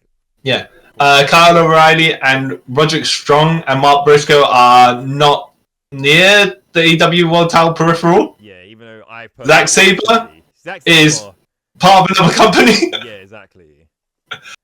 Orange Cassidy, I mean, he could have won it, but I think they have to build him a bit more. Yeah. And Luchasaurus kind of is under Christian in the pecking order, and Ricochet's just come in, so it wouldn't make sense just to give him a title shot as well. No. So, yeah, it wouldn't make any sense. Yeah. So that's fine. That's fine. It was a good match. Like the winner, I enjoyed the match itself, though. I really enjoyed it. Like the winner, okay, but other than that, it was a good match. The winner, it doesn't dampen it for me, if I'm honest. It's like okay, see how they'll explain Christian losing another title match. All right, sure. I thought he was gonna be sneaky on Luchasaurus. I was gonna roll up in Luchasaurus, and win it, because then you can still build to their feud happening. Okay, so next match, the American title. Yeah. MJF, the champion. Yeah. Coming against Will Ospreay, who got the. So you got parkour people to do the flips and dives and all the rolling, whatever, the tumbling, the tricking. And then I was like, and they actually had the Assassin's Creed hoodies with the symbol on the back of them. I know Will Ospreay's the aerial assassin, but that's licensed property. At the time, I was thinking, you can't. Back in the day when Will Ospreay was dressed as the aerial assassin, it was close enough that it couldn't be a rip-off. Yeah. Even though it was. And he was so under probably Ubisoft radar at that point, didn't care. Even though he had the gauntlet with the retractable knife in it. One of these entrances he was stabbing the Queen's guards. Yeah. Alright. Okay. But I was like, okay, how's this gonna work? But then as they go further up the ramp, you see the actual Assassin's Creed flags and everything like that, and then they play a promo. Yeah, you're like, okay, cool. Yeah, I like that. Yeah, and it's like, oh, okay, they've licensed, their Ubisoft are sponsoring. Not supporting. What's the word? Sponsoring. Endorsing. Sponsoring. Yeah. Or at least they were sponsoring this particular match and Will Ospreay, anyways. Yeah, because I think he said before, like they reached out to him, so they've done stuff. I'm like, oh, okay, that kind of makes sense. Like, you kind of have to say that to him, because they're like, well, we could see you for all the times back in the day we used something. So yeah. And then he's coming down. He's the platform rises and he's there, right? after the promo finishes. Then he's walking down ramp. These guys are just doing double flips and tumbles and everything like right beside him. All right, okay, Sure. all right, you know. I did like it. I was like, oh, okay. At first, I was like, oh, this is gonna be kind of cheesy. Then I was like, nah, you know what? I like it. It makes sense. I think though, because they weren't black tracksuits, they should have been a bit more colourful. Because the ramp was also black and red, so they blended in too much. If you weren't watching on TV, I'm sure you like if you're watching it there live. Could you tell what they were doing? That's why I had to look at the screen. Like, oh, okay, that makes sense. Yeah. They needed to be inverted colours. Like instead of mainly black, should be red. And with the red logo, they should have been red with the black logo. Yeah.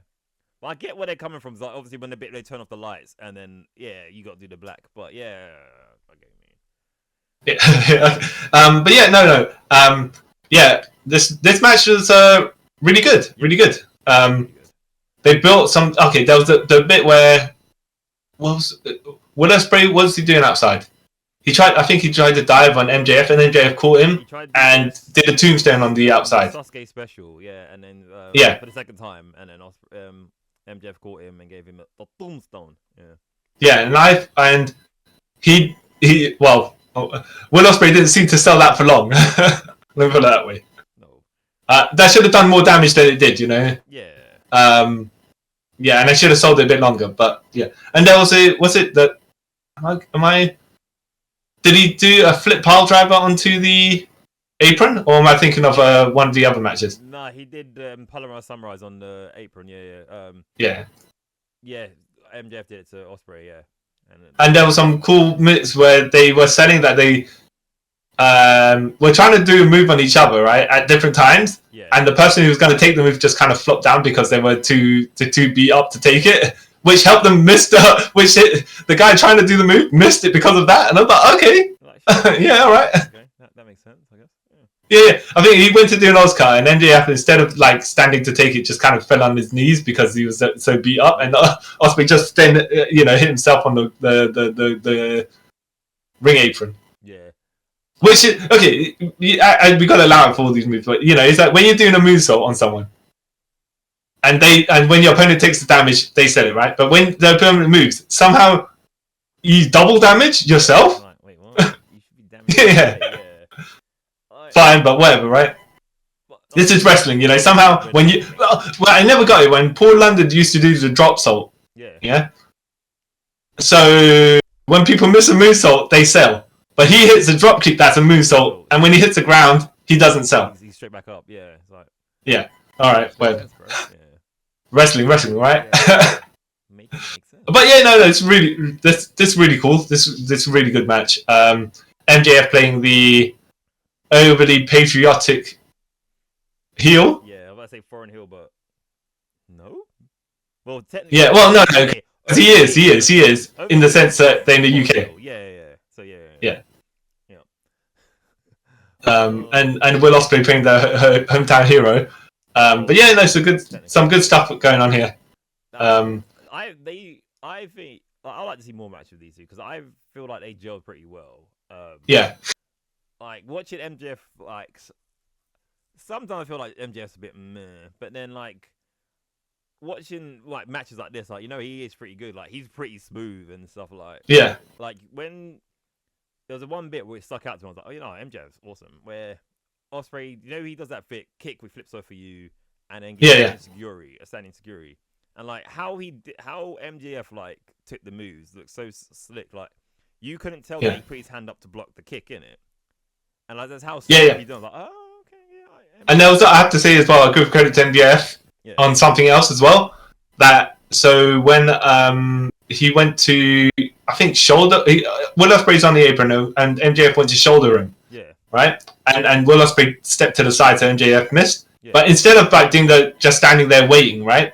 Or bent over waiting, MJF shouts, "What?" Like, like where's he gone sort of thing. And then Will Ospreay kicks him in the head. I was like, yeah, people do more of that because it's like instead of I think was it later on in this match where he tried to hit him with the title or something like that. Yeah. And there was a slight not a stagger but something like that. But instead of just waiting for it, he was like looking around a little bit. Yeah. Like, where's he gone again? That was good because that's the stuff you like sometimes when people do stuff, I don't know if you remember watching it, but there was a bit where it was Dolph Ziggler versus Daniel Bryan. Yeah. I can't remember if it was a part of a gauntlet match or anything. Yeah. Daniel Bryan went to do the yes kicks, and they went to do the final kick. Yeah. And supposed to miss, of course, because Dolph Ziggler ducks it, and Dolph Ziggler then jumps up and does the zigzag. Yeah. Except that he didn't go. They didn't move as quickly as they should have. So Daniel Bryan he missed the kick and just stood there for a second. Yeah. While waiting for Dolph to actually touch him to bring him down. Yeah. But I like it when wrestlers like they do something to make it look more realistic. Yeah. Well, not necessarily realistic, but more like, why don't I move in this moment? And that's just more like, huh? What happened? You know, why didn't they connect and stuff like that? You know? Yeah. Or you know when they go to catch someone, right? Yeah. And instead of just standing there waiting to catch, they do like no sort of thing. Yeah. Yeah. That like just even though they're waiting for the person to do it, it's just like they're filling in the empty space. Yeah, rather than just... Yeah. Yeah. Yeah. Or if you're Miz, you just kind of like, ooh. Yeah. I love that. But yes. Really cool match. Finish was a few times in this match. But a nasty looking one as well. And to be fair, you have to 100%. You have to give someone enough trust to actually drop you in the right position, so you don't actually get injured from it. Like the one he did to Kenny. Yeah, that was a nasty one. The one he said to Kenny, to this day, I don't care what anyone says, that was a botch. Oh yeah, because the one he gave to MJF here was not quite to that level, but pretty close to that. It's like, wow, you're actually crunching him down. The one he gave to Daniel Bryan, super safe. Yeah. But of course he had to, because like you're not dropping that guy on his neck. But credit to MJF, he actually took it. You know. But it did take for Daniel.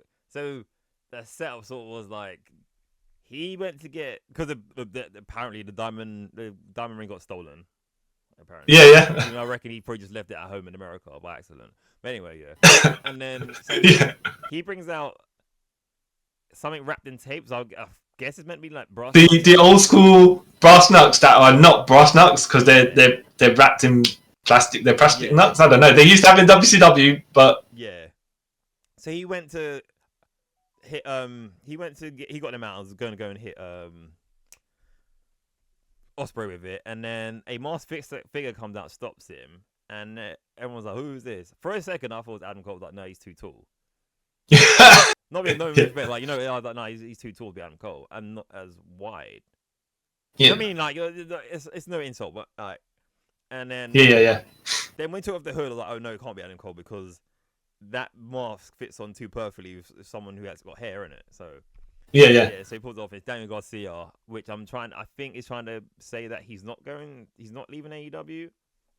I don't know. Who knows? Who knows? So then it's like, what, you piece of... I'm going to make you...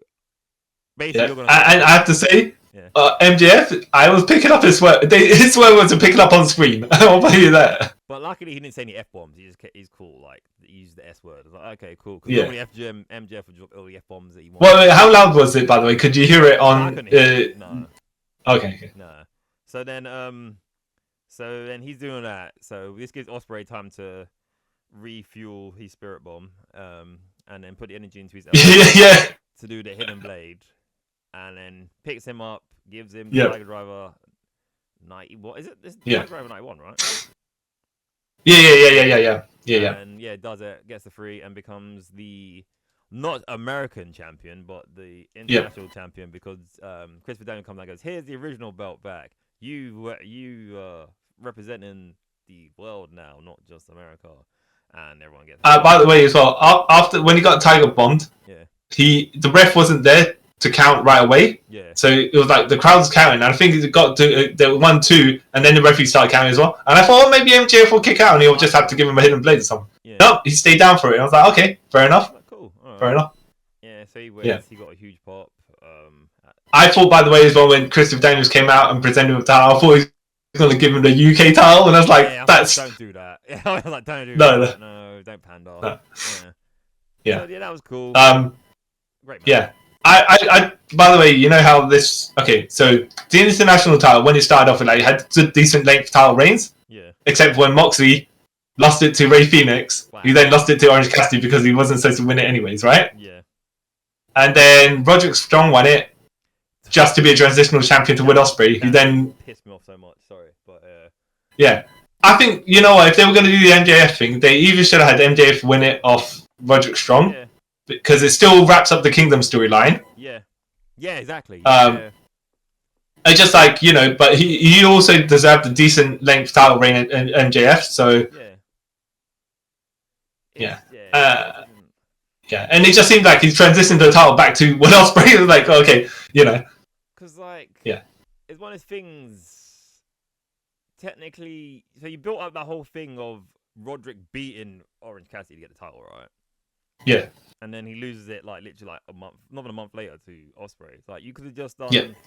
Because Ospreay and Orange Cassidy had, like, a feud from before, so that you've already got that built, so you didn't really need to bring Roderick into this, you know what I mean? No. Yeah.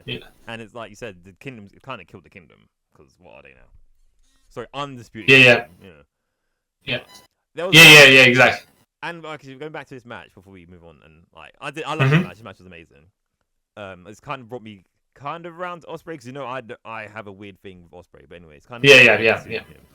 Like the one thing in this match that annoyed me was, you know, when he accidentally hidden bladed the cameraman.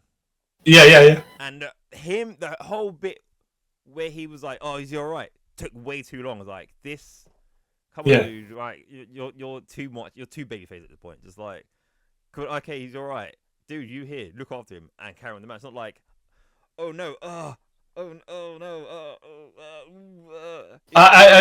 the way, at the time when you watched it as well, the screen is facing MJF, who's facing Will Ospreay.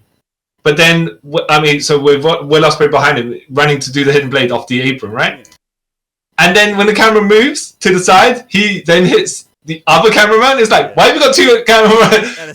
Like, I'm personally watching it, and I don't notice the issue, right? Yeah. But someone was pointing out, I was like, actually, why would you have two cameramen? It just happened to be in catching it, and the other camera wasn't even on. It was like, you should show me the angle of the guy taking the hidden blade, because then you're like, oh, he was also there capturing. They just happened to be capturing the same angle, rather than. Oh, by the way, it would have been cool footage as well. Exactly. They do picture in picture. Yeah. So so as they're resting or whatever that match, or they have the guy down on the ground, the cameraman, and then they show his footage of this elbow flying at him. Yeah. But it just seemed like, no, that guy's camera wasn't on. He was just there to take the hit. Yeah, and then Ospreay overreacted to it too much. Like, that's the only thing. And I think as well that cameraman's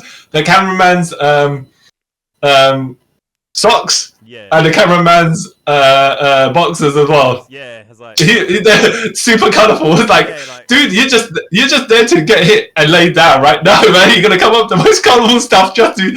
Oh, that was me. Yeah, so people know it was me. I was like, oh, dude. That's the only bit of the match. But what was funny as well, when he took the hit and he covered his face like he's a stuntman in movies, because you don't see his face, it's just like, yeah. Alright.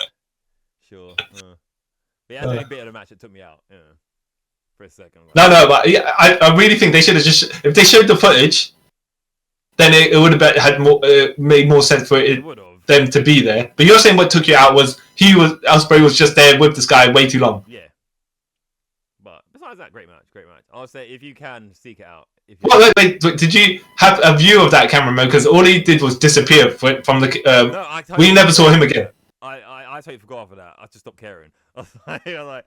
Oh, okay. He just kind of what he did, right? You know when you defeat an enemy in a fighting game and they just kind of dissolve. that's what happened there. He melted away. I totally forgot about that. Should look that. Yeah. I was gonna say, did you see them pick him up and take him away or anything like that? No, he just melded into the ground. he just fused into the ground. I was like, okay, cool.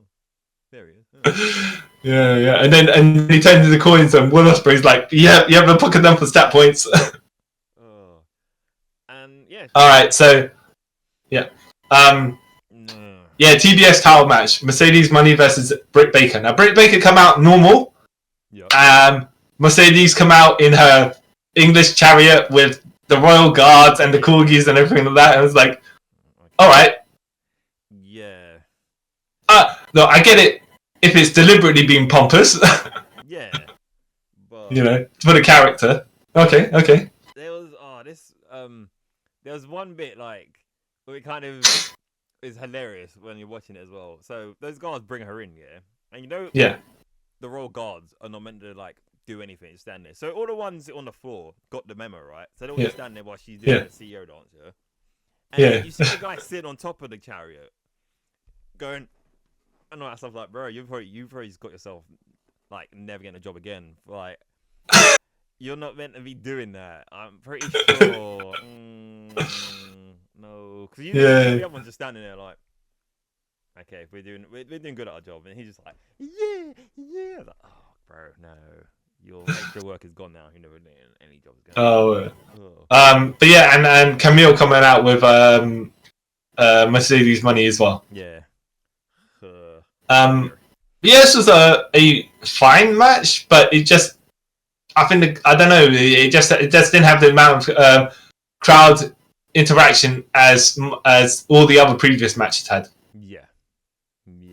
And I think, like, because me and my friend were saying as well, like, I think they that last match just took out people, because, like, so how intense it was. It's like, cool, now we're going to another title match, which doesn't make sense because, all right, hierarchy-wise, right, the women's world title is the world title, right? So that's top. Yeah. CBS technically is like their mid-card / intercontinental title. Right? Yeah. So why is it going above the women's title? But since Mercedes won the title, it's always gone above the women's title in the it's because how much they pecking put order. Mercedes in it, so that's why you're doing this. But like this, I don't know. This match just felt dead. Yeah, do you think they should have had the TNT title match before this match? I don't know, because even the TNT title, the thing that happens at the end kind of brings that match up.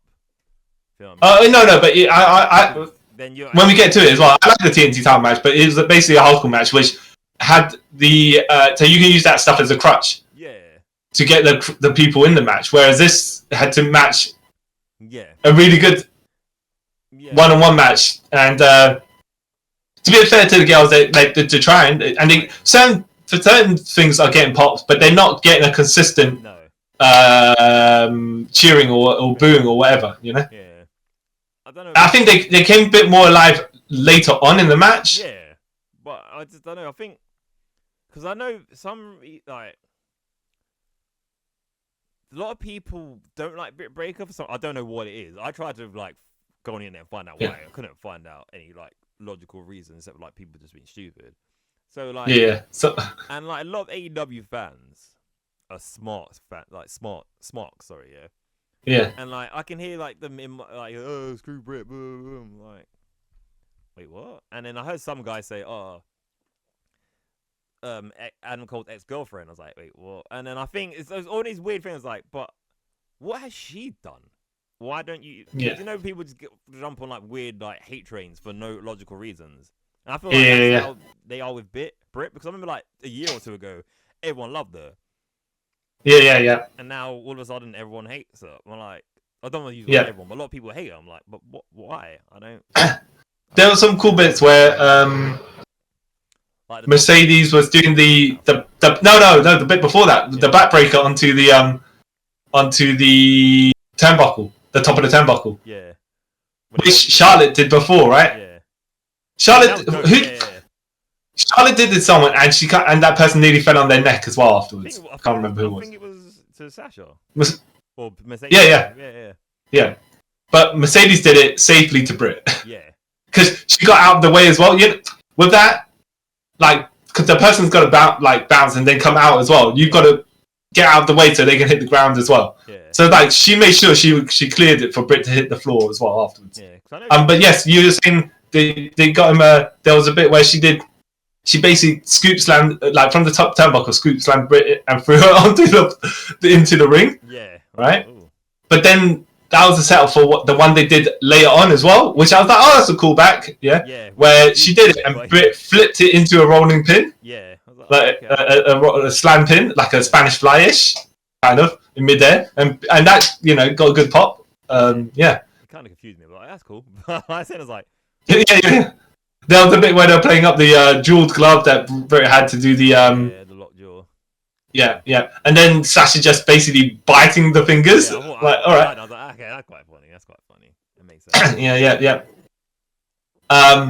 And she did the bit where she was going to pull off the moneymaker. Yeah. And I was like, oh, okay. The way that they almost did it the first time round, but I think Britt basically spun onto her feet. Yeah. I was like, oh, that's a smooth looking one actually. That's one of the smoother looking ones she's done. Yeah. Because besides that moves a bit. Yeah, exactly. No one knows so I thought, oh, maybe this match she's actually going to execute it good and proper. Yeah.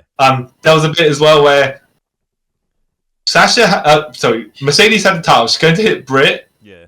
The referee stopped it, and then Camille came to hit Britt with the title. That bit was like she went through it and then hit the referee, but the referee kind of turned around at the same time. He's like, "What are you doing?" She's like, "What? Good." Yeah. I don't know. No, what's this in the hand? What do you mean? What are you talking about? Yeah. And then Camille went to try and hit Britt. And Britt grabbed the title and then threw it back to Camille and then lay down on the floor. Yeah. Like big massive slap the ground. Yeah. So then the referee saw it, right? And threw Camille out of the ring, out of the arena. Not out of the arena, but get away from the ring area.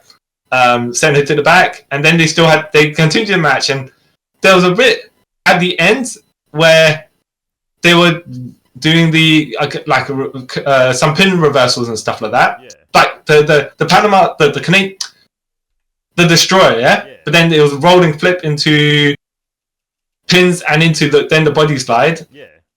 But then Mercedes kind of moneymakered Britt into the ropes, but it didn't look smooth. Yeah. And then moneymakered her proper. Yeah. No, I said, oh yeah, I get that if you're gonna drop someone onto the rope and then you stagger them to do your finish. Yeah, but I think that bit should have been a bit smoother because the way they did it was like almost she shoved it into the rope because they didn't get the height or whatever. It was something that you mentioned the whole Britt doing the Eddie Guerrero spot where she throws Camille the title. Yeah.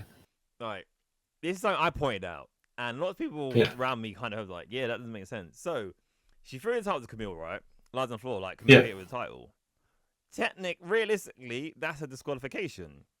Yeah. Not throw the person. But as we know, if the ref didn't see it, it doesn't count. And sometimes if the ref does see it, it still doesn't count because they mistimed where it's supposed to be looking, and the peripherals are just kind of shut off. But no, he didn't see it, therefore it wasn't a disqualification. But even though, like you're saying, logic. If you're going to assume that person hit that person.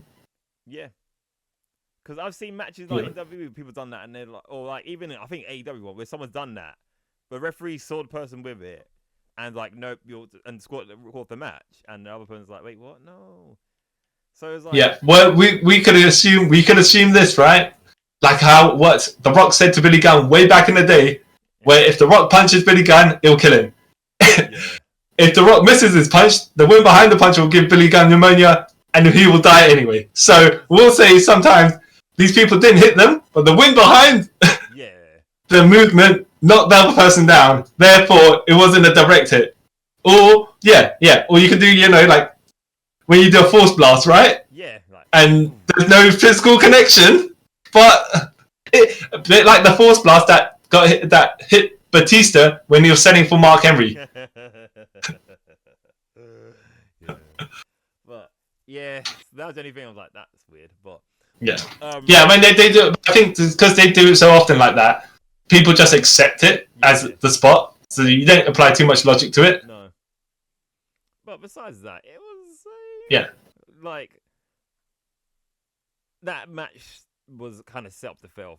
That sounds really bad, but that's how they put it in play. That's what I'm saying is if it was earlier on, then the crowd would be more into it, and then because of the storyline involvement for the actual women's world title match, people would still be invested. Or like I said, the easiest thing is just to swap this match and the TNT title match positions. Yeah. And see how that turned out. Yeah. Okay, so TNT title match: Darby Allin versus Jack Perry, the scapegoat. Yeah, that's right. Yeah. Jack Perry being the champion. This was shorter than I expected, but then it made sense because Jack Perry tied up Darby Allin. Yeah. No, there was the glass, right? There was the glass spot. Oh, jeez. The Darby Allin came out with thumbtack stuck on his face. Yeah. I'm like, wow, okay, all right, you know. Sure. Okay. I mean, if you headbutt the guy, yeah, okay, right, fair enough. But if you can take a front bump, well, no, oh no, you know. And like, anyways, there was the spot where where Jack Perry's been knocked down and Darby Allin jumps off the top rope with the skateboard onto Jack Perry's back, and I was like, oof. Yeah. If you miss him, like your skateboard only at a certain width where the wheels aren't, you know. Yeah, if you hit him with the trucks, yeah, that's no. Yeah. Be careful. Yeah. Broken glass. Yeah, you get broken glass. You get what's it called? You get Darby Allin hands taped up. Yeah. And then Jack Perry just beating him up for a while, and then he takes off Darby Allin's belt and ties up Darby Allin's legs, and then Jack Perry himself pretends to be tied up. He's just mocking Darby Allin, and then from then on, Jack Perry just not making a mockery of Darby Allin because Darby Allin does get his he gets his bits in. Yeah. But you know, when you're tied up, you can't really do much. So this match made sense. Yeah. You threw him off the ramp, put him in a body bag, dragged him to the into the coffin, right? And when Darby Allin's trying to sit up out of the coffin and get out, he gets a flying knee to the face, and then thrown back in, and then it's closed. And I was like, oh, all right. Because a lot of people there was like that was kind of, like the end was like kind of anticlimactic. Like, oh, okay. Yeah, I thought it made sense though. I thought it wasn't like it was a 10-minute plus match, right? Which is fine.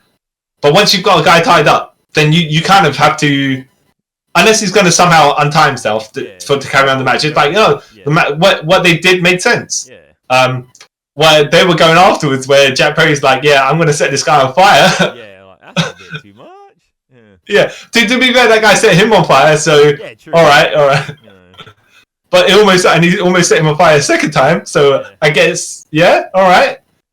So I was like, either he's just going to drop down underneath a trapdoor or something like they did with The Undertaker. Yeah.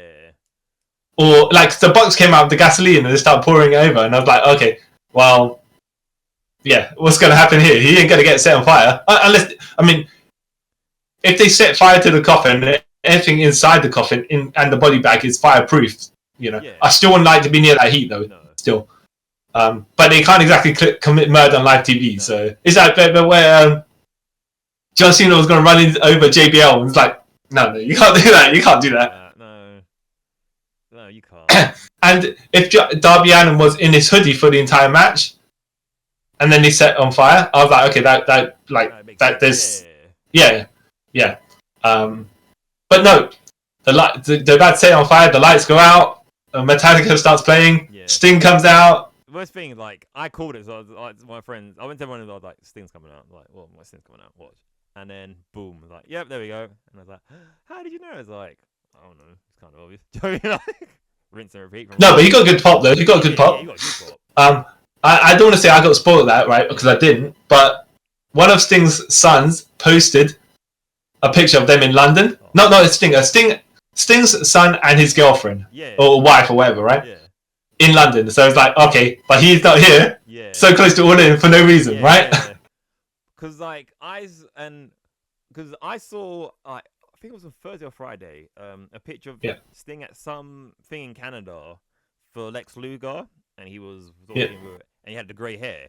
So I was like, he's dyed his hair for this, isn't it? And I looked on the screen and I was like, he's dyed his hair just to do this. Oh yeah.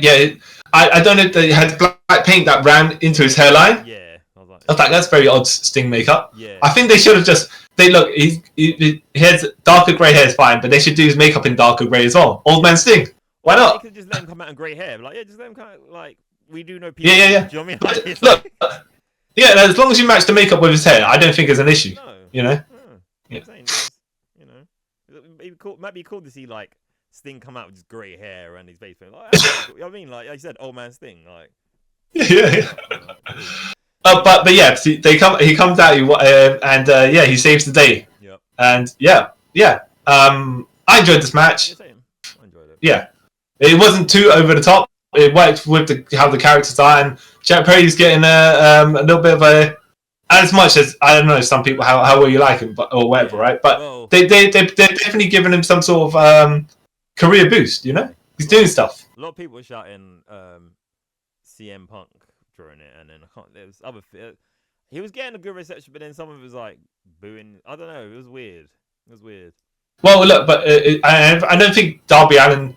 The loss means too much to him. As in, you know, it doesn't damage him. He's got a world title shot at some point, which kind of telegraphed him losing today. If I was like losing that match to me, I was like, he's losing. Well, no, he can still be TNT champion and still get a title shot.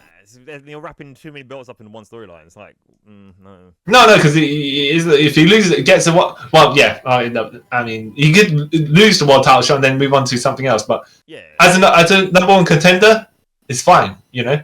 Yeah, number one contender, but still, it's like, why do you want the TNT title when you have the world? Because you hate Jack Perry and you want to set him on fire. I just want a match where I murder you rather than I want to take. I mean, it's yeah. Plus but then now Jack Perry can claim that because he'd be the number one contender, he is number one contender, and now, yeah. Yeah, but we'll know that. Let's see how that route goes, right? Because that's heel logic, you know. Yeah. Right. Okay. So then we go to the world title match. WWE, AEW. Yeah. World champion Swerve Strickland versus the man who puts career on the line, Bryan Danielson. I see Daniel Bryan because JR also calls him Daniel Bryan. Fair, like, because when I was in the queue for All In, it was one of these guys in front of us, and it slipped. I said, and so did one guy. I was like, you know what? I was calling him Daniel Bryan for like 12 years, so it's stuck in my head. It's not gonna go away easily. So yeah, it's true. Yeah. So people know you're talking about. You say it, so it's all right. You know what I mean? Yep. Daniel I was. The other one. Yeah. I was like, this match could go either way because, like, okay, I know he's put career on the line, but really, Swerve has been on a run, and if he ended Bryan's career, yeah, just another boost for him. The thing is, though, here he's playing more heel, even though like, when you think about it, he's always still been heel. Hangman has been right all along, right? Yeah. Except that Hangman's so bitter, it's turning him heel. Yeah. Here Swerve is like, well, I'm going to beat you up in front of your family, like you were saying ages ago, right? Yeah. And that's made him a bit more heelish. He made the little girl cry, which was, I was like, oh. So they're having a match, and it's like a decent 50-50 until Swerve, he throws Bryan to the outside, and he looks at Birdie. This is your dad, right? Yeah. I'm sending him home to you. In fact, the way that he was, like, the heel logic is like, look, man, I'll beat your dad up so bad that he can stay home with you because you wanted to stay home, right? I'm like, oh, you know what? Okay. You want him back. I'll end his career for you. I'm doing it for you. Like, yeah. Beat your dad up for you. And I was like, okay. And then he's doing the stomps to Bryan's face in front of it. I was like, look, man. I hope she's smartened up. I hope at least if she's not smartened up, that prior to all of this, Bryan said, you know, telling her Swerve is good. You know, this Swerve, and she's met Swerve before, and you know he's out of character and stuff like that. Because it seems to be a bit cheap heat-ish. Yeah, that he's bleeding, and getting his face stomped in front of his kid. Yeah. His other kid though didn't care. Right? His other kid is way too young for any of this to matter to him. Yeah. But the other one, like, if you like you said, why is there into it? Like, you're scarring his child for life. You know what I mean? Yeah. A bit like, because it was reminding me when Mick Foley was just taking chair shot after chair shot after chair shot in front of his kids and his wife. Yeah. Like, don't do that. Yeah. Even though it wasn't meant to go that far, but still, you're not going to take chair shots in handcuffs in front of your kids. That's you shouldn't be doing that. There was a bit where Swerve gave Bryan a Death Valley driver onto the ring bell from the apron. Yeah. Where I was like, okay, because where he obviously done it safely, and you assume that Bryan, where he's connected with the ring bell is the back of his head. But when you see him rise, right, there's like a line, like, okay, there's a line of blood from the front to the back. So I'm like, did it cut him? did the blood just run in that direction, or what was the because where his head supposedly hit the ring bell wasn't anywhere in that forehead area. No, that's what I was like. That makes no sense. Like you're saying, death-ray driver. So he's down on the back of his head, right? Like you said. So why is he bleeding from the front? And then when Swerve's like all doing now, like this doesn't make. All right, wrestling logic, because none of this ever makes sense when people get hit in the back. Yeah. From the front. All right, sure. And I'm gonna bring out something as well. Like I don't know if you ever saw it, but when Kerry Von Erich was the text was saying he was fighting Mr. Perfect, Kurt Hennig, and he gave him Kerry Von Erich's doing the crowd hype, spin around, punches Mr. Perfect, and instead of spinning the direction of the punch, Kurt Hennig spins the opposite direction. But the crowd buy it, they didn't say anything.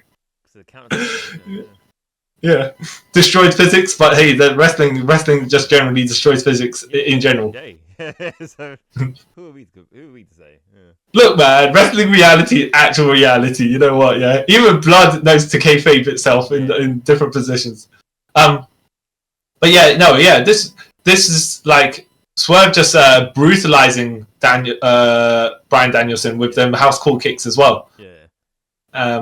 And then when Bryan gets his good comeback and everything like that, he does a flying knee to Swerve. Yeah.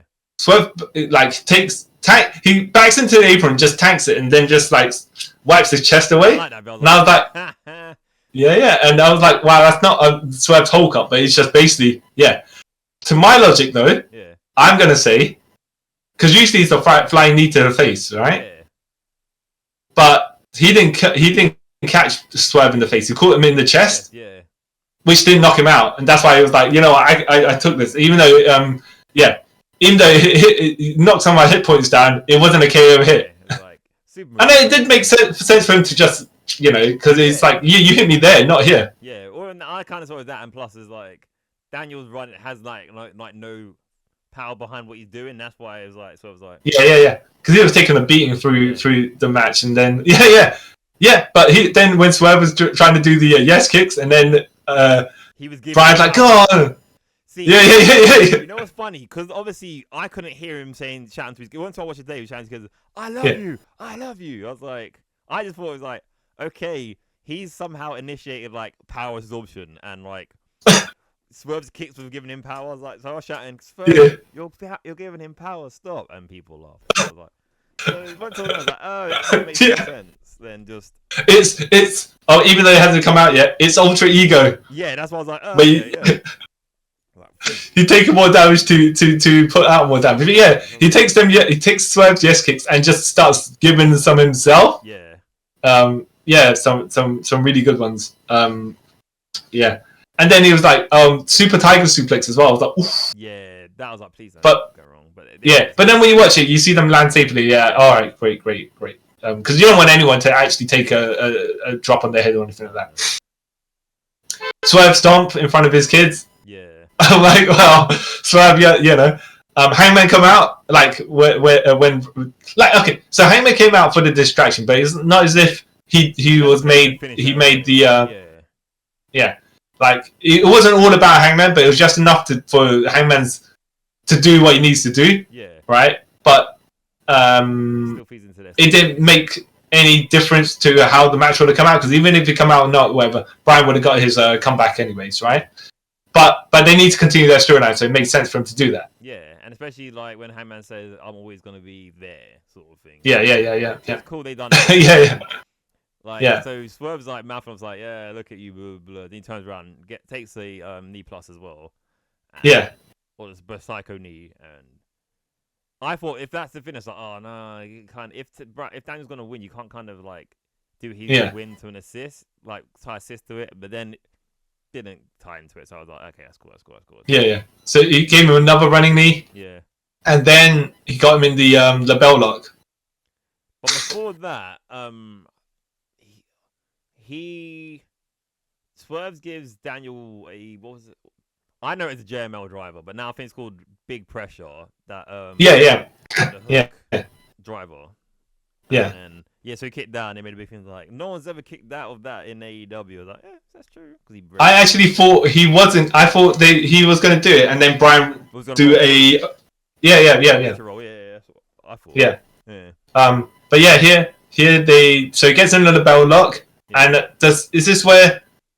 Oh no! I think I'm remembering the wrong spot. Right? Yeah. Is this the one where he breaks the fingers, or am I thinking that in the MJF match? I can't remember because I know Swerve gets out of it, and then that's when he puts in the super label lock and. Well, the Rings of Saturn. Yeah. Well. Yeah. Sort of. Yeah. Yeah. Either way. Yeah. Yeah. I don't think it was in this match. Then, like you're saying, I think it was another match. But like, someone got him put in the submission. He gave the middle finger, right? Yeah.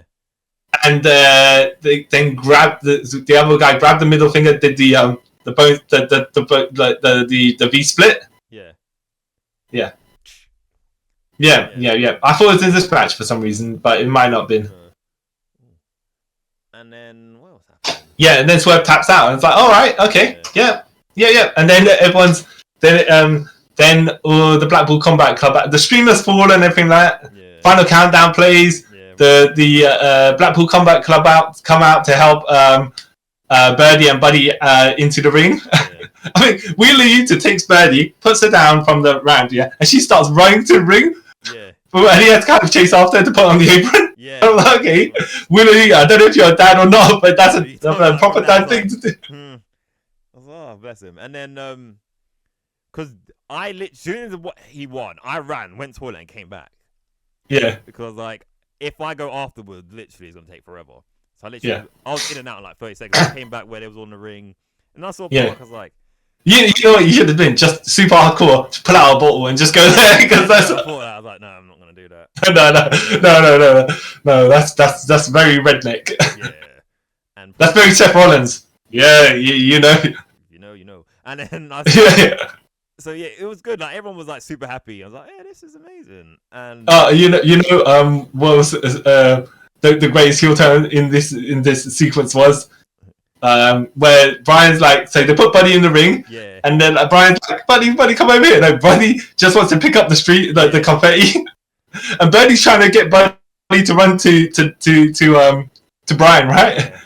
But he doesn't. He's getting distracted by everything, which is fine, right? Yeah, but then what Bryan does is goes over to Buddy, yeah, and then puts him in the pile driver position. Yeah, and Bree's like, oh, he looks at Bree, and Bree's like, no, you better not do that. I'm like, all right. I find that funny. It's like it's a dad thing to do. Yeah. Not threaten your kid like that, but just be like, just a little bit of your child being a bit distracted, so you're just gonna make a joke. Well, it was a real good moment. Like they tried, they tried to mimic his WrestleMania 30 moment in a kind of. Which I still think his WrestleMania 30 moment was better than this. But not to say no damper on this, because this was amazing as well. Yeah. It was cool to be a part of it.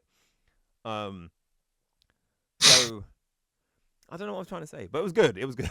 I thought so that's why we were thinking, depending on who wins the Casino Battle Royale gauntlet match, is whether someone interferes at the end or not. Yeah. And if it was someone like Nigel McGuinness and he won for some reason, he'd just come out, not cash in right away, but at least trying to stop Bryan from winning the title, because he even though they're friends in kayfabe, he hates brutal Bryan. Yeah. And if Hangman won, he would have cashed in to stop Swerve from winning. Yeah. So he could have had to. So that's why I'm saying Christian makes sense, because he can take the loss. Yeah. And Darby Allin's already a contender, so it's like, how often is Bryan going to defend that title? Some people are just thinking, because he needs to, if he's going to disappear off or get surgery, you just have a short title reign and then that'd be that. But he's got a decent amount of contenders. Because I think that he's not going to have a long reign. I don't think he's going to have a long reign. No, but then it's a guessing game on who defeats him. Because Christian could do it, Darby could do it. They're the ones lined up. If Jack Perry's going to argue, I beat the number contender, therefore I am the number contender. No, but what I'm saying is they could stack it with. They could stack it, but with a certain amount of contenders where you're like, actually, he might not. It's a 50-50, because if he's going off to have surgery, he might actually lose. Yeah, you know, like, then you buy into the more pinfalls. You know, like I don't buy Christian winning an AEW title at all. That's not. That's 100% never gonna happen. yeah. Jack Perry, I don't think they want him anywhere near the world title scene. All honesty, as well. Okay. Because he's got at the moment, or not for like at least a year or two. Because I think okay. Darby, he could, but then I reckon what they might do. Yeah. A triple threat at was it Wrestle Dream? Because that's in Washington, and Darby. Yeah.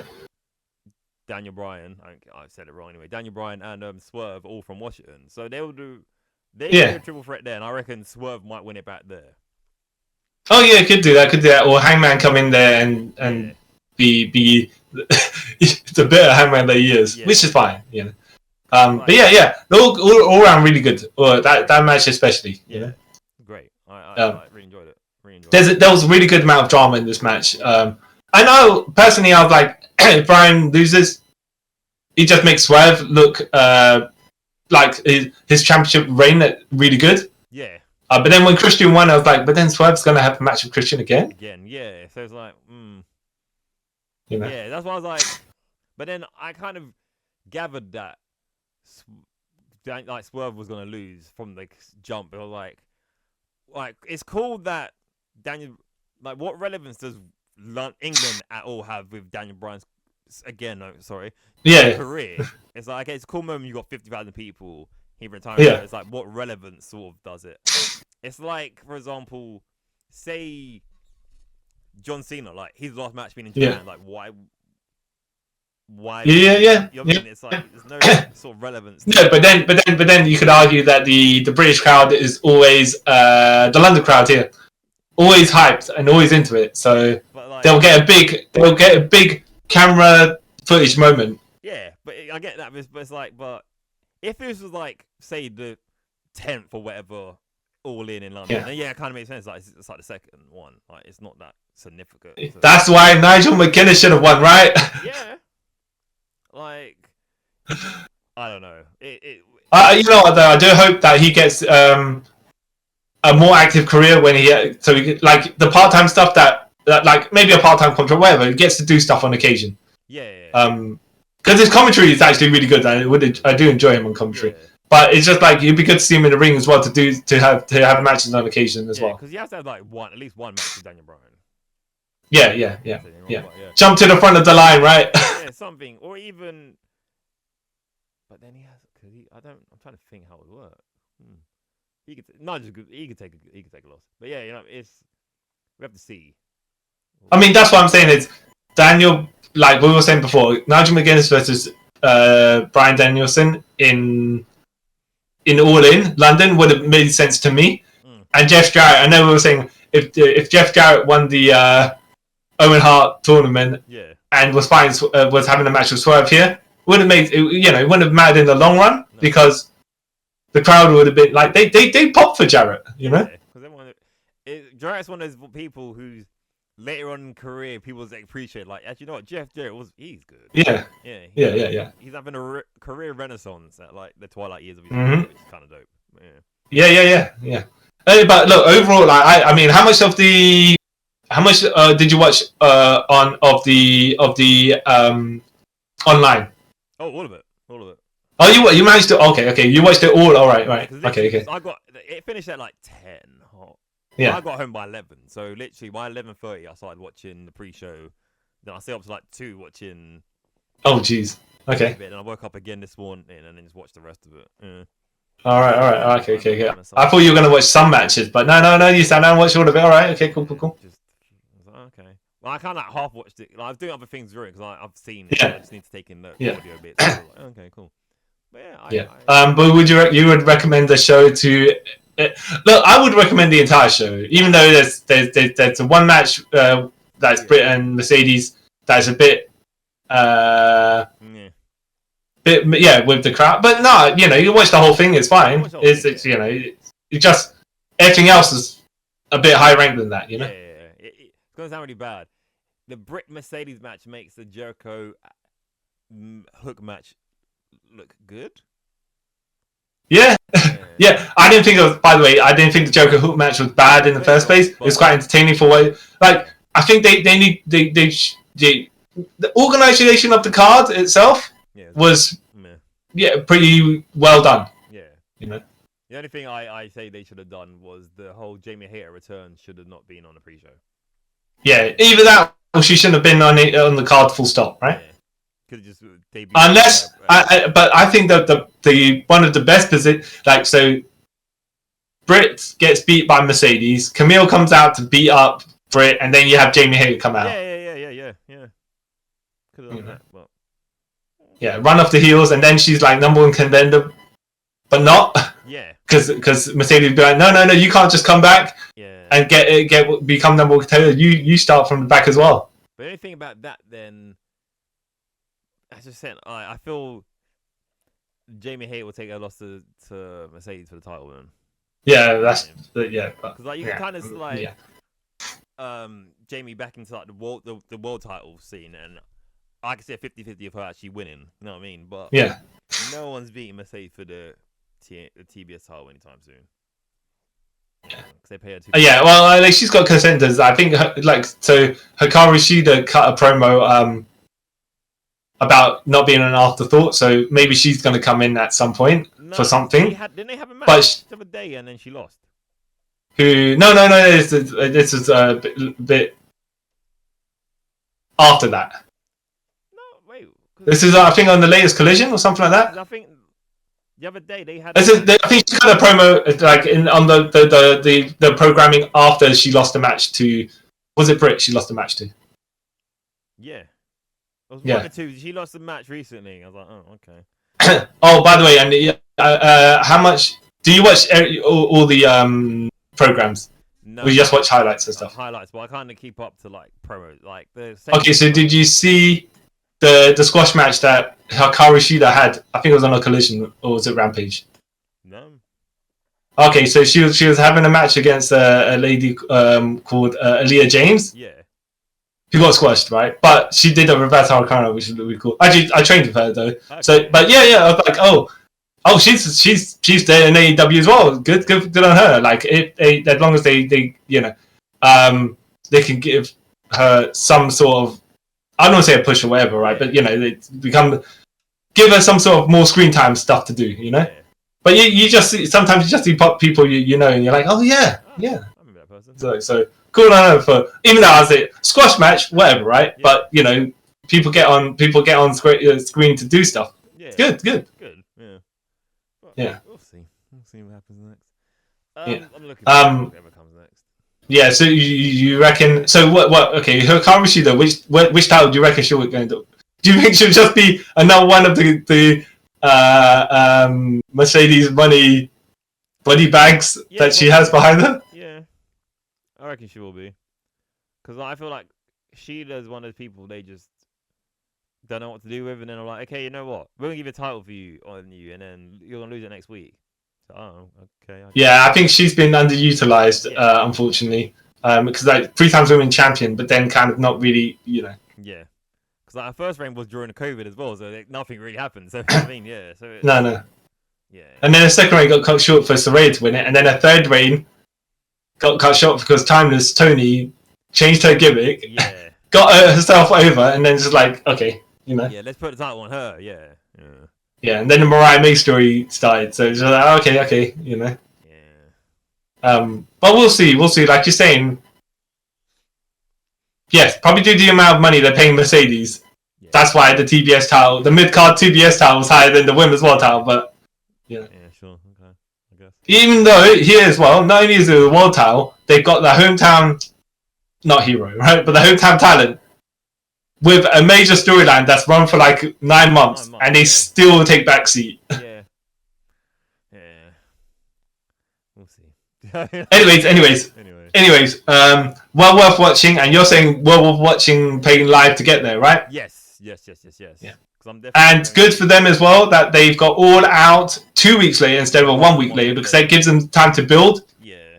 That was stupid. Don't know why they did that. Yeah. Well, always. See, the thing is though, if they were going to do that, if they're going to do 1 week later, they should have some titles on this card, and then the titles that are not this card on that card. Yeah. Because then you kind of split the talent and they can run their parallel storylines. Then you don't just kind of literally cash it all in, and then you're left with like, well, we got to scramble one program's worth of Dynamite, one Collision, one Rampage, and then right into this one. Yeah, would make more sense.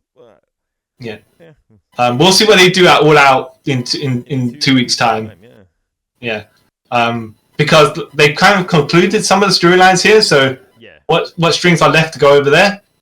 Yeah. What is?